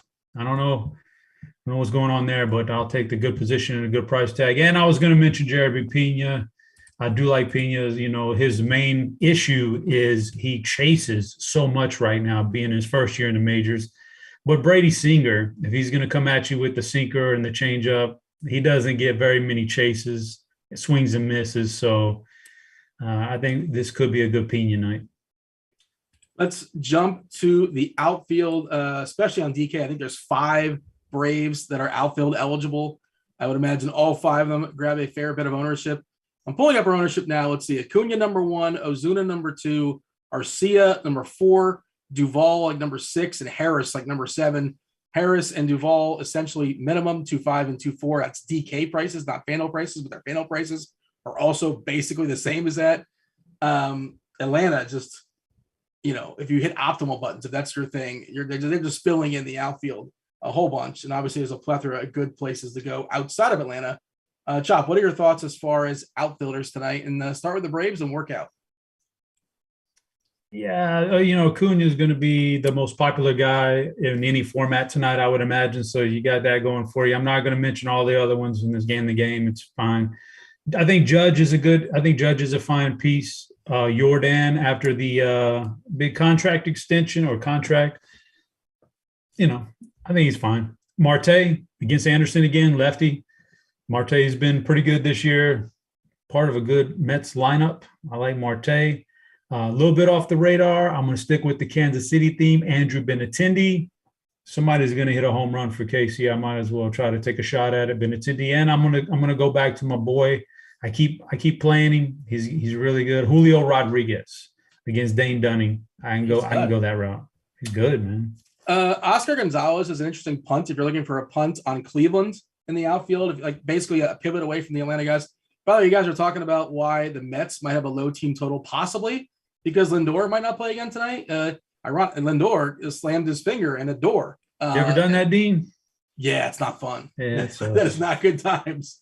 I don't want to be playing baseball for at least a couple of days, but we'll see if he comes back. He missed the game last night, and that's why maybe one of the reasons why we did not have it's a late game too. But it took us a while to get that Mets lineup last night too, so we'll see. But no lineup just yet. Knock out some outfielders from Ray Kirktees, and then we'll give some homers. If Chop happens to have a BBP play of the day, the people love that as well. Crunch Time Crew is knocking on the door, waiting to come in, chomping at the bit. Kirktees outfield. All Atlanta, all the way down. Acuna, Ozuna, Arcia, Duvall, Harris, the cheap ones. Like you said, Gonzalez is an interesting pivot off of Orlando Arcia. Aaron Judge, obviously. Jordan, obviously. Who's cheap is Andujar for the Yankees. He's in there. So there's so many cheap guys. He's one that's going to fall down the cracks a little bit, but certainly can provide some upside for that. And then all the big bangers, Shohei Ohtani. I also like Buxton, who has not been hitting very well, but I mean, this guy destroys left-handed pitching, at least, has he's been so brutal. So I get it that it's tough watching this guy go 0 for 4, 0 for 5, 1 for 5 with a single or a walk, but I'm on board and I think he bangs one out tonight. Yeah. And then maybe Kyle Schwarber. Yeah, I don't mind that one at all. Give me 3 homers, Chop. And if you happen to have, I know the people love your BBP nonsense. Stop it. Stop it. I shouldn't call it nonsense. Your BBP analysis, I should say. We got the dueling sunglasses. Oh, and black shirts. Oh boy, it's on now. Here we go. Oh, Aaron. Oh no. Okay. Oh no. Andre, did you hear Kirktees trashing Heat fans earlier in the show? Yeah, I heard him trashing it. No, he's a real Heat fan though. This is a real fan right there. I got you can't see it with the screen, but I got the jerseys behind me to prove it. I got a 101 Dwayne Wade signed jersey, and I got the 06 championship jersey hanging up. 06 when they first got the championship, not like 2011. 2012, 2013. So I recognize that. I see the real fans, and then I not, first of all, I didn't want to even have to go there until Dean started throwing Celtic fans under the bus. So I had to. Sorry. I did pick your Celtics though to win game 1. So I'm proud of them for doing that. It had me nervous at first because Steph was hot at first in the first quarter. But at the end of the third quarter, it looked over. But yeah. But it was a good thing they came back in the fourth. I'm happy they pulled it out. I'm just going to say one last thing. The baby name that's now rising up the ranks for my kid is now in for me, but Lauren doesn't like it, is Marcus. I'm trying to get Marcus in there, but with a K or a C? A C. A standard, right? Yeah, I think it's okay. Is that an homage to Marcus Smart? Yeah, I mean, it's going to have the. I mean, he personifies this team. He is everyone said he wasn't going to be good, and everything, and he did it through defense, and he's the heart and soul of the Celtics. Heart and intestinal fortitude, which you can't measure. Correct. Chop gets it. That's Gotta have some heart, Dean. You don't know it. You don't believe it because maybe, and there's some DMs out there saying maybe Dean just doesn't have the heart to do it. He doesn't have the heart to pull it off, man. So you might not know about it. Well, I mean, whatever. It's not a thing. Like they're all trying. Yeah. Chop, did you have homers for the people? I promised them. You want to give them? Olsen, Jose Ramirez, Marte, and then long shot Bobby Witt Jr. And any BVP, or that's not available? No, you can't force that, Dean. And tonight's just doesn't look like a good BVP night. Fair enough. You got anything else, Curtis? Aaron Judge, Adam Duvall, and Byron Buxton finally comes out of his hiatus here and gets one. I haven't heard from him. Is Chief Meteorologist Kevin Roth working? Yeah, I'm sorry. Did you say that heart isn't a thing? I'm saying you can't quantify it. You can't sit there and say, like, well, this guy's got a lot of heart. This guy doesn't have a lot of heart. Yes, you can. It's subjective. You absolutely can. It's subjective. You can see me run, and I'm trying the best I can, and I'm not going that fast. I'm using all the heart I can. It's just I don't know how you just watch somebody. All right, Dean, videotape do that and videotape it. Get it on video. I'll put it in slow-mo for you if you'd like. We'll see if we can recognize heart or not. We'll How do you recognize it? There's no heart there. Effort is a guy diving for loose balls, taking charges. Just watch Marcus. What's called effort then? Why are we calling it watch heart? Marcus Smart play. Watch Jalen Brunson play, and you'll see heart. And then once all right. And so who's the guys that don't have heart? Oh, there's plenty of them, but Chandler Parsons. Yes, and he's on this he law. Didn't have a leg. He's on some law firms commercials now for like he got his settlement and then he uses this lawyer. Do you see those ever? He made like $100 million. Why is he like stopping for a law firm? It's like when my career was on the line, I had to choose the law firm. So no heart, Chandler. If he had heart, he wouldn't be doing that ad. I'll tell you that. Exactly, especially after all that money, unless he gambled it away like Antoine Walker or something. But. Yeah, this was ring. That's sad. That's a sad story. Yeah, that was on the broke, right? The ESPN 30 for 30. I think Walker was on there. Let me give, but I know we're wasting too much time. Let me give you my one Antoine Walker story. You have a bunch? I have one. Okay. So I went to Foxwoods Casino, and I am a degenerate. You know what I mean? And I was playing high roller blackjack, right? And guess who comes in? And it's Antoine Walker by himself. He plays the table reserved next to me. So I'm in the table next to him and he's playing, and he played all freaking night like I did. And not only that, I had just watched the Celtics game finish 2 hours before that. So he literally went from, he had to get there in time. He had to leave right after, take the quick shower, jump in the car and go. And he was there gambling all night at Foxwoods. And so when I heard he lost all his money, it made so much sense to me. But anyways, I always enjoyed his post 3-point made shimmy. He had a good celebration. He had a good shimmy. Yeah. Yeah. We should step aside and get out of here and make way for the crunch time crew. The people want more baseball analysis. Hope y'all enjoyed myself, Chop, and Kirk D's. The Fanduel Crunch Time starring Chief Meteorologist Kevin Roth. You got Andre. You got Keith as well. It starts now. Enjoy your weekend. Crush it tonight. Excellent stuff as always. Appreciate it, Dino, and the rest of the GrindersLive crew. This is it, the moment you've been waiting for. It is indeed crunch time, sponsored by FanDuel. Don't forget to check out the FanDuel $150K Friday MLB Squeeze Contest. $30K to first, good payout structure, $5.55 per entry. And if you sign up for the FanDuel Sportsbook, new users get a new bonus for this month. Bet $5, get 200 in free bets, regardless of if your bet wins or loses. Shout out to the FanDuel team. Shout out to Dre, who's munching. Dre, what are you munching over there, man? I'm having some Cheetos. Kind of hungry. I got trying to, work up some good energy, get some good food in me, even though it's not the best food for you. But right. So a nutritious start there. Yes. I just put down my favorite food on earth, which is a peanut butter and jelly taco. Peanut butter and jelly taco? Yeah, This peanut butter and jelly taco. Taco? It's soft shell. It's not hard shell. I might have to try that just to see. I can't judge it, but I'm gonna try it. It's pretty. It's like a peanut butter and jelly sandwich, but better. And PB&Js are delicious. So yes, give that a shot. And thanks for giving this show a shot. You got two of the sharpest minds in the biz joining us.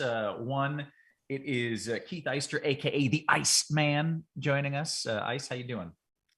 I'm doing all right. So you're putting peanut butter and jelly on like a flour tortilla? Is that what I'm understanding here? Okay. That's what I'm doing. But I toast the tortilla or microwave you get it nice and warm and fluffy. Oh, it's just interesting. It's phenomenal. Much better than a peanut butter and jelly sandwich. And then we got Dre as well. Like if Ice is the Iceman, Dre, you are the Maverick right now with the shades on, looking good, man. What's happening? I'm doing, like I said, good over here. On a Friday night, had a good week so far. Just trying to enjoy life. Okay, you seem to be doing a good job of it, man. And what we got to do is get the people some winners so that they are feeling good as well. Dre, you feel decent about this slate? Oh, I'm not playing this slate, so I hope whoever wins comes in first. I'm trying to take down the books tonight. I got a good parlay. I'll go check it out on Scores and Odds. It's a big boy, but I feel good about this big boy. But yeah. Okay. All right. That's good stuff. All right. Well, we're going to get the folks some plays here. And Ice, you want to give us kind of an overview of the slate, or do you want to skip that and just dive into pitcher? Yeah, I can give a quick overview here. We have very obvious Atlanta chalk again. They scored 13 runs yesterday as obvious chalk. So everybody's going to be going right back to them. Little bit better pitcher for Colorado today. Should say he's been better this year, but a guy we've attacked throughout his career. So gonna love Atlanta bats. But today we have all kinds of great pitching also that we want to pay up for. So it's a little bit trickier to get Atlanta in. They do have a couple of value bats at the bottom, which make it possible. But you've got Garrett Cole on the slate in a phenomenal matchup against Detroit. You've got Corbin Burns, who's one of the best pitchers in baseball. You've got Shane McClanahan.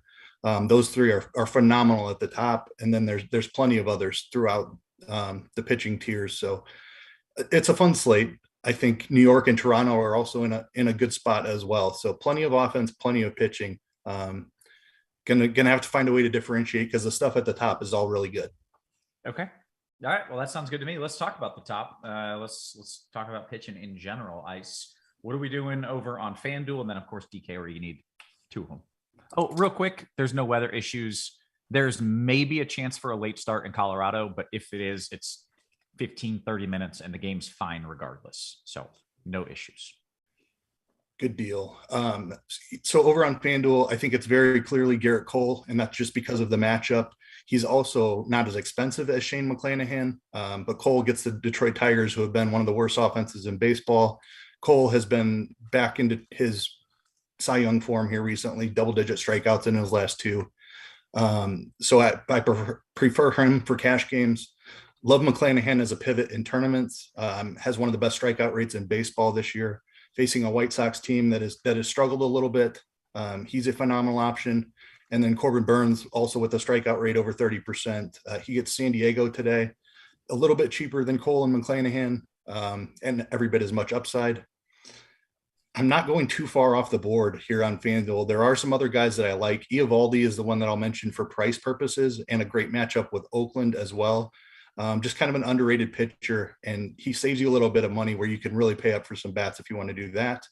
I like Logan Gilbert as a tournament pivot. Really talented young guy. Pretty good matchup against Texas here. Strikeouts have been trending up for him, and he's shown a really long leash as well. He's been over 100 pitches several times this year. He's expensive as well, like he's in that 10K range as well. But I think he can compete with the big guys and put up a big score here. Shane Bieber, velocity's been down, strikeouts have been down, but he has a matchup against Baltimore as well. So outside of those guys, I need to mention Joe Musgrove as well, but he's overpriced on this slate for me. I think the other guys have more upside. Don't love the matchup with Milwaukee, but there's just all kinds of talented pitching on the slate. Okay. I heard a lot of like high tier guys like Bieber and those names. Did you mention anybody cheap? Because I felt like you were talking about a guy in Colorado or. No, well, Eovaldi is the guy who is kind of underpriced for what he is, and he has a phenomenal matchup with Oakland.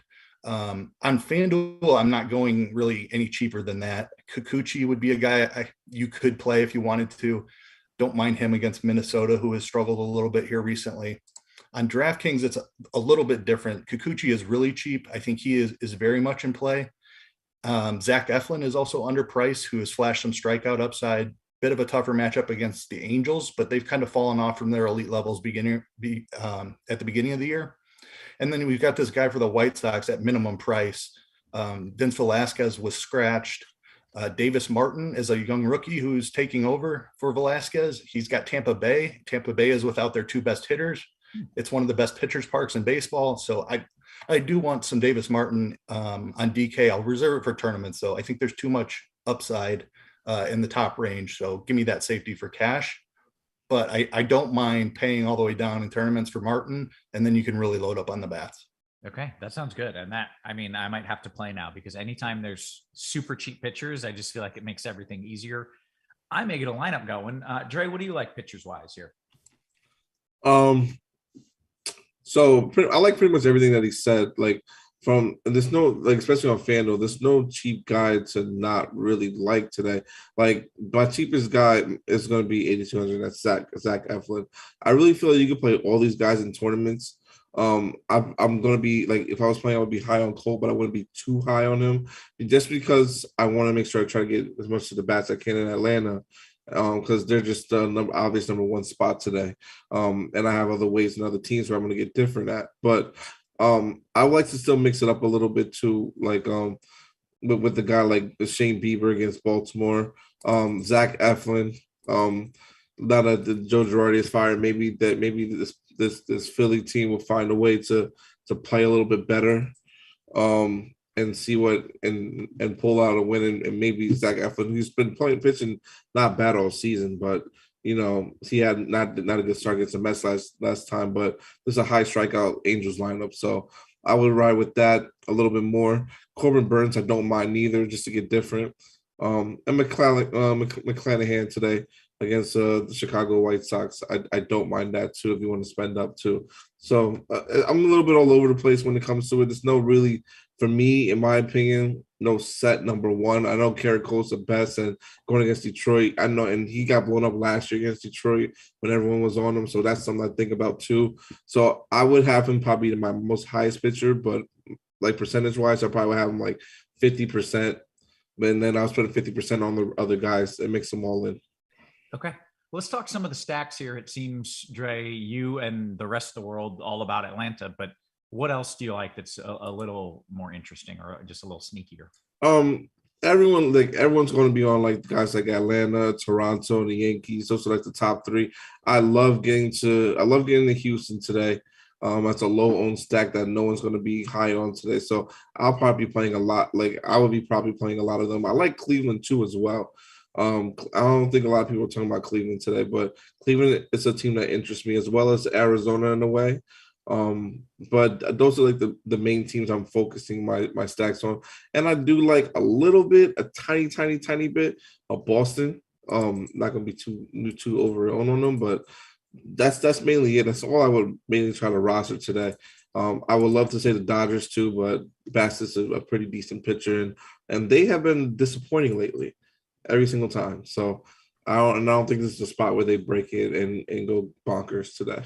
Okay. Ice, you want to talk about some of your favorite off the board stacks? I assume you're with Atlanta just like everybody else. Yeah, absolutely. Dre nailed the top three there. The Yankees and the Blue Jays are in that top tier as well. Great options against two bad pitchers. Going off the board. Worry about ownership real quick on those stacks, like if you're playing Yankees or Blue Jays, or is it there's a lot of good options, a lot of people are on Atlanta, so yeah, I mean, with a big slate here, ownership really isn't a thing. It will be on the Braves, but the Yankees and the Blue Jays, I don't mind those ownerships at all. I'm totally fine loading up on Yankees and Blue Jays, and I will be doing that. Mm-hmm. To differentiate a little bit, I like Andre's call on Cleveland. They are really cheap on DraftKings, so it's incredibly easy to play a Cleveland stack and get up to two aces. And then you can even afford a couple expensive one-offs with that. So I like the Cleveland stack a good amount. Let me see here. Philadelphia is another team I don't mind. Tried to pick on an Angels rookie yesterday with the Yankees. That did not work out, but I like the Phillies here against Silseth. Not quite as talented as Detmers, so I think they're in play. They also just fired their manager. They may have a little extra fire here today. Arizona is another cheap stack that I like. There's some cheap pieces in there. Varsho is going to be a little bit chalky, but I like some of the lefties there against Brubaker in Pittsburgh. Tough ballpark, but I think there's some upside there. Okay, let's go position by position and start off with a little catcher talk, Ice. All right, here. Let me flip over there. All right, so Travis d'Arnaud was the star of yesterday's slate. Hit 2 home runs, had 6 RBIs. He's the Braves catcher. He's in the 6th hole today. I mentioned Varsho for Arizona leading off. Just don't get catchers in that great of batting order spots too often, so he's a great option. Sal Perez against Urquidy, who gives up right-handed power quite a bit. Pretty talented pitcher, but Sal Perez has a ton of power. Urquidy gives it up, so I don't mind paying up for him if you can find a way to do that. Danny Jansen grabbed the 5th spot for Toronto. He's been hitting really well since he's come back. Something a little bit cheaper. I like Jose Trevino in a Yankee stack, and Adley Rutschman, even though he's against Bieber. Bieber's strikeouts have been down. He's a little bit more hittable than we're used to, so I don't mind Rutschman. Okay. Dre, anything different you want to add in there at catcher? You mentioned Gary Sanchez, right? I did not. All right, so Gary Sanchez is a guy that I would try to get in the one-off or even like in the mini sack with Minnesota against Kikuchi today. Just because he's in a good position. Don't even mind a little bit of one-off of Mitch Garver as well too. But other than that, mainly the same guys I'm going to try to be on. I would mainly try to be overweight on the guy. Like I don't know if Travis Arnaud's going to do it again, obviously, but he's still a little bit too underowned for the matchup. I think we got him coming at 6% here on FanDuel at least. I don't know what he is on DraftKings, but I would try to get a little bit more exposure to him than that. And Varsho, I think, is another great option as a Brubaker today as well. Okay, then let's go to first. Dre. Okay, first base. Matt Olson's probably like my top overall play at first base today. I love the spot that he's in today for sure. Anthony Rizzo, someone I also like going in against Detroit today as well. Freeman is a one-off. I think it's a good option as well too. I like Walsh too. Against LA, it's a one-off too. These are guys I'm naming that are going to hit that like for more power, hit the home run out the park today against these pitchers for the most part. You could run some of these guys if you're running stacks of these teams too as well. But I wouldn't run a stack of Los Angeles today, the Angels in my opinion. But if you want to, you can. DJ LeMahieu is fine. Matt Carpenter, my guy, I'm a huge Yankees fan, and this guy's just been his price has finally come from 2,000 to 2.5, and he's been hitting home runs left and right, and he's still only projected at 2%. Just play that guy today in your stacks. Like he in the 6th spot, I like him today a lot, and I don't even mind getting also a little bit of Rowdy to less. Okay, for what it's worth, Carpenter 3-3 on DK. Ice, is that too much now? Are we like too caught in the hype, or are you down with the Carp? I'm still going to play some at 3-3. He's clearly selling out for the power. He's against a bad rookie right-hander. It's a good spot for Carpenter. Okay. Some other plays at first you like? Yeah, Dre mentioned a lot of them. First base is a really deep position. Otani is phenomenal. Play him in the outfield as well. Vlad is underpriced, in my opinion, for this matchup against Chichi Gonzalez, who has long been one of the worst pitchers in baseball. Rizzo for the Yankees. Let's see, Connor Joe is in Coors Field. I don't love the Rockies stack, but I don't mind a one-off or two against Fried. But Fried does a pretty good job of limiting the walks, doesn't give up a ton of power, but he might give up a home run or two. So I don't mind Rockies one-offs. Rhys Hoskins for the Phillies is another guy I really like. All right, take me to second base. Ice. I don't know. Do we mention Pete Alonso? I don't believe anyone did. I like him as a one-off today. Sorry. Yeah, no, it's good. Ice, second base. All right, over at second, Brendan Rodgers for the Rockies is underpriced on DK, so I like him there. It's really not a great position here, second base, despite like we have a lot of good pitching on the slate, and we didn't get Albies in the Braves lineup. We didn't get Torres in the Yankees lineup. So it's really quite a watered down position. For that reason, I don't mind saving some money with somebody like Owen Miller. Mentioned that Cleveland stack being cheap. He's batting cleanup against a lefty. So I like him a good amount. Kettle Marte in an Arizona stack. Ernie Clement is another really cheap Cleveland bat, but yeah, just not a ton to love here at second base. Dre, what are you going with at second? Ketel Marte is one of my favorite guys at second base today. Jose Altuve, Jose Altuve in my Houston Sacks. I like him today, pretty much. And just one more guy that I don't mind getting to. If you're running a Minnesota stack out there, Jorge Polanco. I like him today as well. Okay, you want to take us to third? Yes, sir. Okay, sorry. Third base. Obviously Austin Riley's going to be good, but it's in a great spot here today. But Jose Ramirez coming in at like 4% ownership against Baltimore. Like this guy, I think he's going to hit a home run today, maybe 2. But Jose Ramirez, I think, is in a fantastic spot today. I love getting to him. Devers as well. Bobby Witt, I don't mind too as well. That's pretty much the main guys that I would be playing and focusing on or using this position to run guys out there with my stack. Josh Donaldson is another good one too if you want to get a little bit of exposure into your Yankee stacks too as well. Okay, Ice. Yeah, right. Riley's going to be the popular one here, which leaves Jose Ramirez too far under owned. Good matchup for him.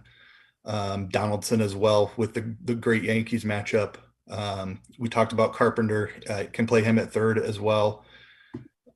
Josh Smith is leading off for Texas. I like Gilbert a good amount today, but I mean, anytime you get a minimum price guy leading off, he's always in play. Justin Turner for the Dodgers is fine. Machado was a one-off. Like I'm not stacking against Burns, but he can give up a home run or two, so I don't mind Machado. Okay. Let's see. Are we now at short? Yeah. Yep, on the shortstop. Dansby Swanson is the brave of the position, going to be the highest owned for sure. Ahmed Rosario is the Indians guy I like here. Really good spot for Bo Bichette. Bobby Witt Jr., I'm not stacking Royals either today, but I've mentioned Sal Perez, and Bobby Witt is the other right-hander with power that I'll be playing against Urquidy. Xander Bogaerts is always in play. Francisco Lindor always in play. Trey Turner always in play. Let's see if we can get a cheaper one here that I like. There isn't a lot of cheap options at shortstop, so I'd probably save my money at second base if I had to choose between the two. Okay, Dre, short. Mets are pretty much all the same guys. I like Ernie Clement too as well today. Down here at 2,100 for a shortstop on FanDuel. I think he's a great price. These Boston guys, like you mentioned, Xander and Trevor Story, they're two like less than a percentage zone. I understand, but I like them. Like I said, not a lot of them today, but I like them enough where I can have a mini sack of them. I can see them possibly going off and doing pretty decent today. And yeah, that's pretty much it. I don't. There's nothing that more to say. Like honestly, it's like it's no matter how big of a slate it is, it's really like concise where you know where you want to get your hitting from. There's not like a lot of teams that worth attacking offensively. I don't even also mind taking a shot at a guy like Francisco Lindor also as a one-off. Okay, let's get to the outfield, Dre. Okay. Outfield. Obviously, you go with a guy like Shohei Ohtani, who I think is going to be on their own, going against Eflin, as well as his teammate Mike Trout. I like those guys too. If you want to go off the board, I don't mind a guy like George Springer in your Toronto stacks. Houston, all the Houston guys in the outfield, Jordan, Kyle Tucker, Brantley. Those I love all of them today as well. We know the Atlanta guys are going to be there, and that's where they are. I think that they're obviously fine. Teoscar Hernandez is another one too as well that I like. And a cheaper option that I like today. Not so. I guess he's somewhat cheap, not too cheap. But a guy like Alex Verdugo for Boston. I think he's in a great spot too as well. And I would have him part of my mini Boston stacks. Okay. Dre, outfield? You mean Ice? Sorry, Ice outfield. I was like, Yes, I literally just did that, Kevin. Yeah, my bad. Yeah, so the Brave guys are going to be popular. Acuna and Ozuna in particular. There are 3 other outfielders who are really cheap. And that's kind of the way I like building the Braves. Like I like using the bottom of this order as my secondary stack, paying up for my main stack, and then paying up for some pitching too. But Duvall is really cheap. Orlando Arcia is in the lineup today. He's minimum price, and Michael Harris is back in there. So the bottom of that Braves order is very appealing, coming with less ownership than the 2 main guys. You got a favorite out of those 3 cheaper Braves outfielders? I think I'd go with Harris. Talented rookie, been hitting pretty well since he's come up. So Harris would be my pick. Okay. Any other thoughts in the outfield here? Dre covered a lot of the good stuff. Buxton, I didn't hear mentioned. I do like him a good amount against Kikuchi. Love the Houston guys as well. The Philly guys, Schwarber and Harper, love both of them. Jesse Winker is still underpriced. Don't love the Seattle stack, but I don't mind Winker for that price. Brian Reynolds is a pit guy that's just kind of has that price that comes in useful. Yeah, that's about it. Excellent. Let's play. You're playing one stack to take it all home here. Dre, I'm going to start with you. Single entry, one stack to win it all. Who are you going with? See, can we exclude Atlanta? Or are we including Atlanta? No, if you think Atlanta's the answer, then say Atlanta. Well, I think they are, but like to really be different, like because they're going to be chalky except for like the back half of that lineup for the most part. I'm going to go a little bit off the board. Oh gosh, I really want to say Houston today. I don't know why, but I really feel like Houston, like I just feel like there's a big game coming from them, whether it's tonight or soon. But I think that they're my choice probably for underrated stack that I think can go off tonight and make the slate. And that's how I would run if I have one lineup: a Houston primary with the Atlanta secondary and a one-off. Okay. Ice, you got a favorite stack here? Yeah, I'm going to go with Toronto.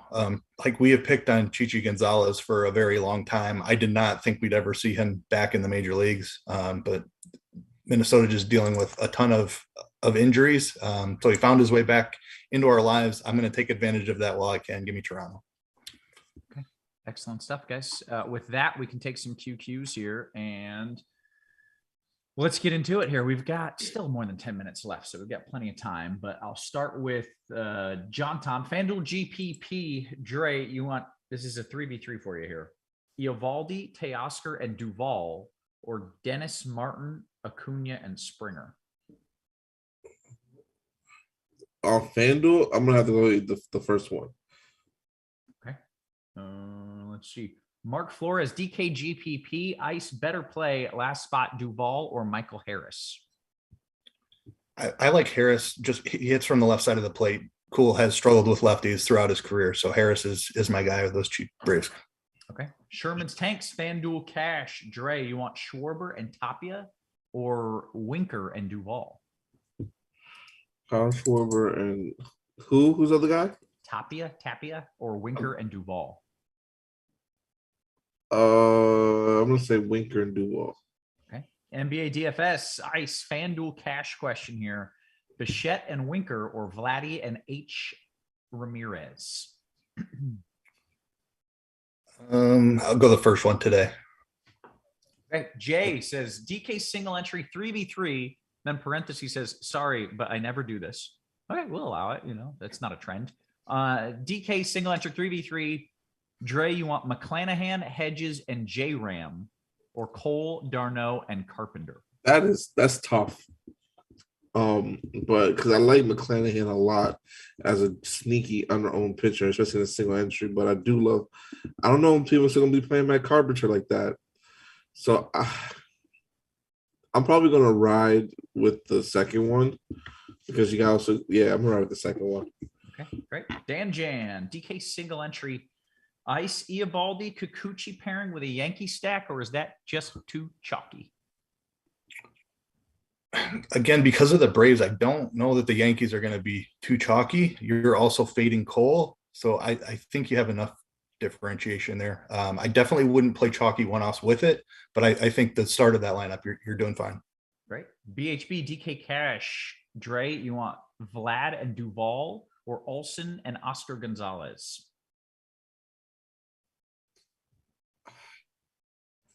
I like both of those. I'm gonna have to say Vlad and Duvall though. Okay. Let's see. Ice, I love this question here. I think this is from Devin, from RG Producer. DKGPP, yesterday Keith was fairly comfortable just going over the field on Atlanta and getting different elsewhere. Is he of the same mindset today, or is he trying to be different or under the field on Atlanta? So I think that Cool is a little bit better pitcher than we were dealing. Like the Braves lined up really well against Gomber yesterday. That's why I knew that I wanted to be overweight. Mm-hmm. I could see Cool kind of limiting them. I also think Atlanta, I mean, it's a full slate, so there's a lot more options. So the secondary stuff is lower owned today. So I will not be overweight on Atlanta today. I also want to pay up for a ton of this great pitching. So cheaper stacks like Cleveland are coming into play for me. Just the dynamics of the slate, I'm not finding myself overweight on Atlanta today. Okay, that's a wonderful answer. Good stuff. Beaner, Dre, last piece in a FanDuel GPP. This is the first catcher position. So either way here, 4,100 left on FanDuel. Matt Olson. Oh, yeah, that's too much left. You have pretty much the whole spot left, so just play Matt Olson. Okay. I just finished my lineup and I was like struggling with one spot, and I just landed on like Mookie Betts. Like that's a good person to land on, right? Yeah, that should work out for you. That felt pretty good. I was like, should I spend up on this? Yes, I should spend up. I got Mookie Betts. All right. I feel good about where I'm at here. I'm going to hop over to the old YouTube. If you're watching on YouTube, by the way, hit that like and subscribe. See if I can get a couple questions coming in here. Hoosier says, Dre looking like prime Diddy before he landed J-Lo. I would love to be here when he had J-Lo. Yeah. Oh, man, that's good stuff. Okay. Ice, you mentioned Cleveland. Which 3 Cleveland players are your favorite, and which 3 Braves are your favorite? I feel like you're giving a lot away here, but you like those cheaper Braves. What do you like over at Cleveland? Yeah, I mean, if I have the money, Jose Ramirez is the guy I want on Cleveland, no doubt. But part of the reason I like Cleveland is because of the cheaper options. Like Rosario would be second. Owen Miller would be third, but again, like the salaries come into play. So you have the punts in like Oscar Gonzalez, Ernie Clement, who are near minimum price that kind of just make everything work with that stack. But if I just, my top 3 Indians or Guardians, sorry, Ramirez, Rosario, and Miller. Gotcha. Okay. Eric says, Roth, who are your pitchers? Bieber and Martin. And I feel like really good. I don't know. Bieber apparently not getting it done. He's getting it done tonight. He's getting it done. 12 Ks for the Biebs. Whoa. Yeah, he's getting it done. Juice says, DK, Dre, you want Caprillion and Espinal or Kikuchi and Nick Matten? I'm going to say the first one. Okay. Yeah, I'm going to say the first one. Ice, any interest in stacking Seattle tonight? Actually, his question is, can we stack Seattle tonight? You certainly can. I love the Seattle stack yesterday. Like Dunning is just a ground ball control pitcher, and I never like stacking against those types of guys. But yeah, I wouldn't try to talk you out of it. They're in play for sure. Okay. Where are we at? FanDuel GPP, Dre, you want Springer or Martinez? Are you in the other chat? Are you in you're in the Discord, right? I just hopped back into the Discord. Yeah, I was trying to ask Beaner which Martinez. I'm assuming it's JD. If it's JD, then I'm gonna say Springer. Okay, great. Fix says DKGPP, Dre, Eovaldi, Gilbert with the bottom of the order Brave stack. Different enough for you? I was answering that right now. I think that is different because your secondary stack's gonna be different. Okay, great. FanDuel GPP. Ice, you want Verdugo and Brandon Rogers or Ohtani and Nick Matten? Ohtani differentiates that one for me. I would give me Ohtani, the Ohtani side. Okay. Dan Jan, hey, I saw a weather edge for the Yankees game, and it's looking really good for a 92 game sample size. Would you agree? The numbers are just literally what has happened. So in 92 games, that's what happened. You can't really argue with it. And it's good hitting weather. It's not the best I've ever seen, but it's certainly not bad hitting weather there. Aside FanDuel Cash 2v2, Olsen Teoscar or Donaldson Ozuna? Ice, I'm giving this one to you. Olsen Teoscar or Donaldson Ozuna? First one. Okay. Dre, FanDuel GPP question. Last man in, M. Harris or Verdugo? That's tough because I'm gonna say this: if you already have an Atlanta stack, then go Verdugo. But if you don't have an Atlanta stack, M. Harris is fine. Okay. Mellow Rose says, Ice, only one Atlanta bat. Who is it? Be ballsy and tell me it's the rookie who is dirt cheap. Yeah, I mean, like the ownerships on Acuna, Riley, Olsen are significantly higher. So I do have more exposure to the bottom of the Braves order than I do the studs. And who's your favorite guy out of the cheapies? Michael Harris. There you go. Okay. I love it. Let's see. Can you trust Guerrero Jr. today? I have a follow-up question. Why can't we trust him? Is there something wrong with him?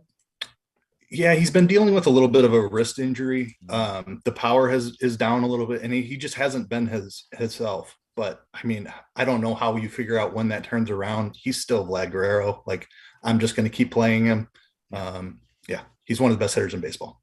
Okay, fair enough. DKGPP, Dre. This is okay. 2v2. Carpenter, Altuve, or J-Ram and this Marcano kid on Pittsburgh. Carpenter, Altuve. Those are some solid options there. I'm going to jump back here. We've got 2 minutes left. Ice, any interest in Nimmo as a one-off? I don't know that there's enough power there in Dodger Stadium, lefty. I think you can find a better lower owned option. Okay. Patrick says J-Ram and Winker or Riley and Verdugo. Dre. J-Ram, Winker, O'Reilly, and Verdugo. I'm gonna say the second one. Okay, great. Eric says, you guys really think these cheap Atlanta guys won't be as owned in stacks? It just seems too easy. I'll let you answer this, Ice. I mean, I don't think that people like playing the bottom of the order. I honestly don't. Like, they are going to want to pay up for the studs and then figure out the rest of their lineup elsewhere, where I'm going to plug in 7, 8, 9 first and then figure out which stack and pitchers. Like, most of my builds have come together like that. Like, I'll put in the 3 cheap Atlanta guys. I'll figure out which 2 pitchers I want to play, and then whichever stack I have that fits kind of the positions. That's kind of how I'm building my lineups today. I think most people will just put in the higher projected Braves first and then go from there. Sure. Okay, great. DKGPP, Dre, you want Teoscar, Springer, or Buxton? I'm gonna say Teoscar. Yeah, that's tough. I like either Teoscar or Springer, whichever one you like more, but I probably lean more Teoscar. Okay, great. J Sam says, with second base so ugly, do you mind someone with power like Brian Stott as a one-off to make everything else in a Cole lineup work? It's a FanDuel GPP question, Ice. I'd be okay with that. Okay, yeah, excellent. Almost to lock here. Dan Jan says, Dre, do you like Schwarbs as a one-off in a DK single entry? I forgot to mention him, Kyle Schwarber. I love him tonight as a one-off. Great. Okay. Excellent. Quickly approaching lock. Devin pointing out, hey, don't forget to hit that like button, the thumbs up button there on the YouTube as you're watching. We greatly appreciate that. Help us do numbers. We'll help you win money. We're all in this together. Simpatico. Okay. With that, getting there to the lock, getting there on the questions. If you've got any questions, get them in now. If not, we get to do it again this weekend. Are either of you gentlemen on the weekend shows? Yeah. Yep, I am there as well. There you go. You got a couple sharp minds hanging out for you all weekend long.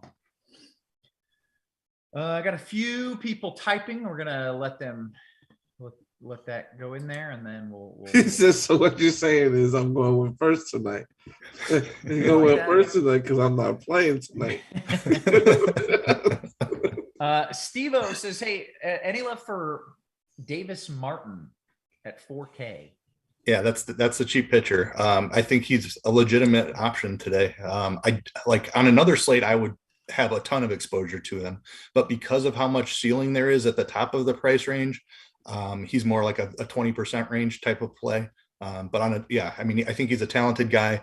I'm not scared of Tampa without their two best hitters. So yeah, I have quite a bit of interest because of the slate. I'm not playing a ton, but it's perfectly fine. I'll tell you, I've got 100%. There you go. I've got one lineup and I got him locked in. So 100%. Let's see. Okay, with that, I think we can get on out of here. Original Cheetos. This is an important question. Original Cheetos or Flamin' Hot Cheetos? Original for me. I'm not a Flamin' Hot guy. All right. A classic fella. We approve. All right. For Dre, for Ice, and for our wonderful production team, always working hard behind the scenes. Guys, we appreciate you. We love you. And we will catch you tomorrow. You have been crunched.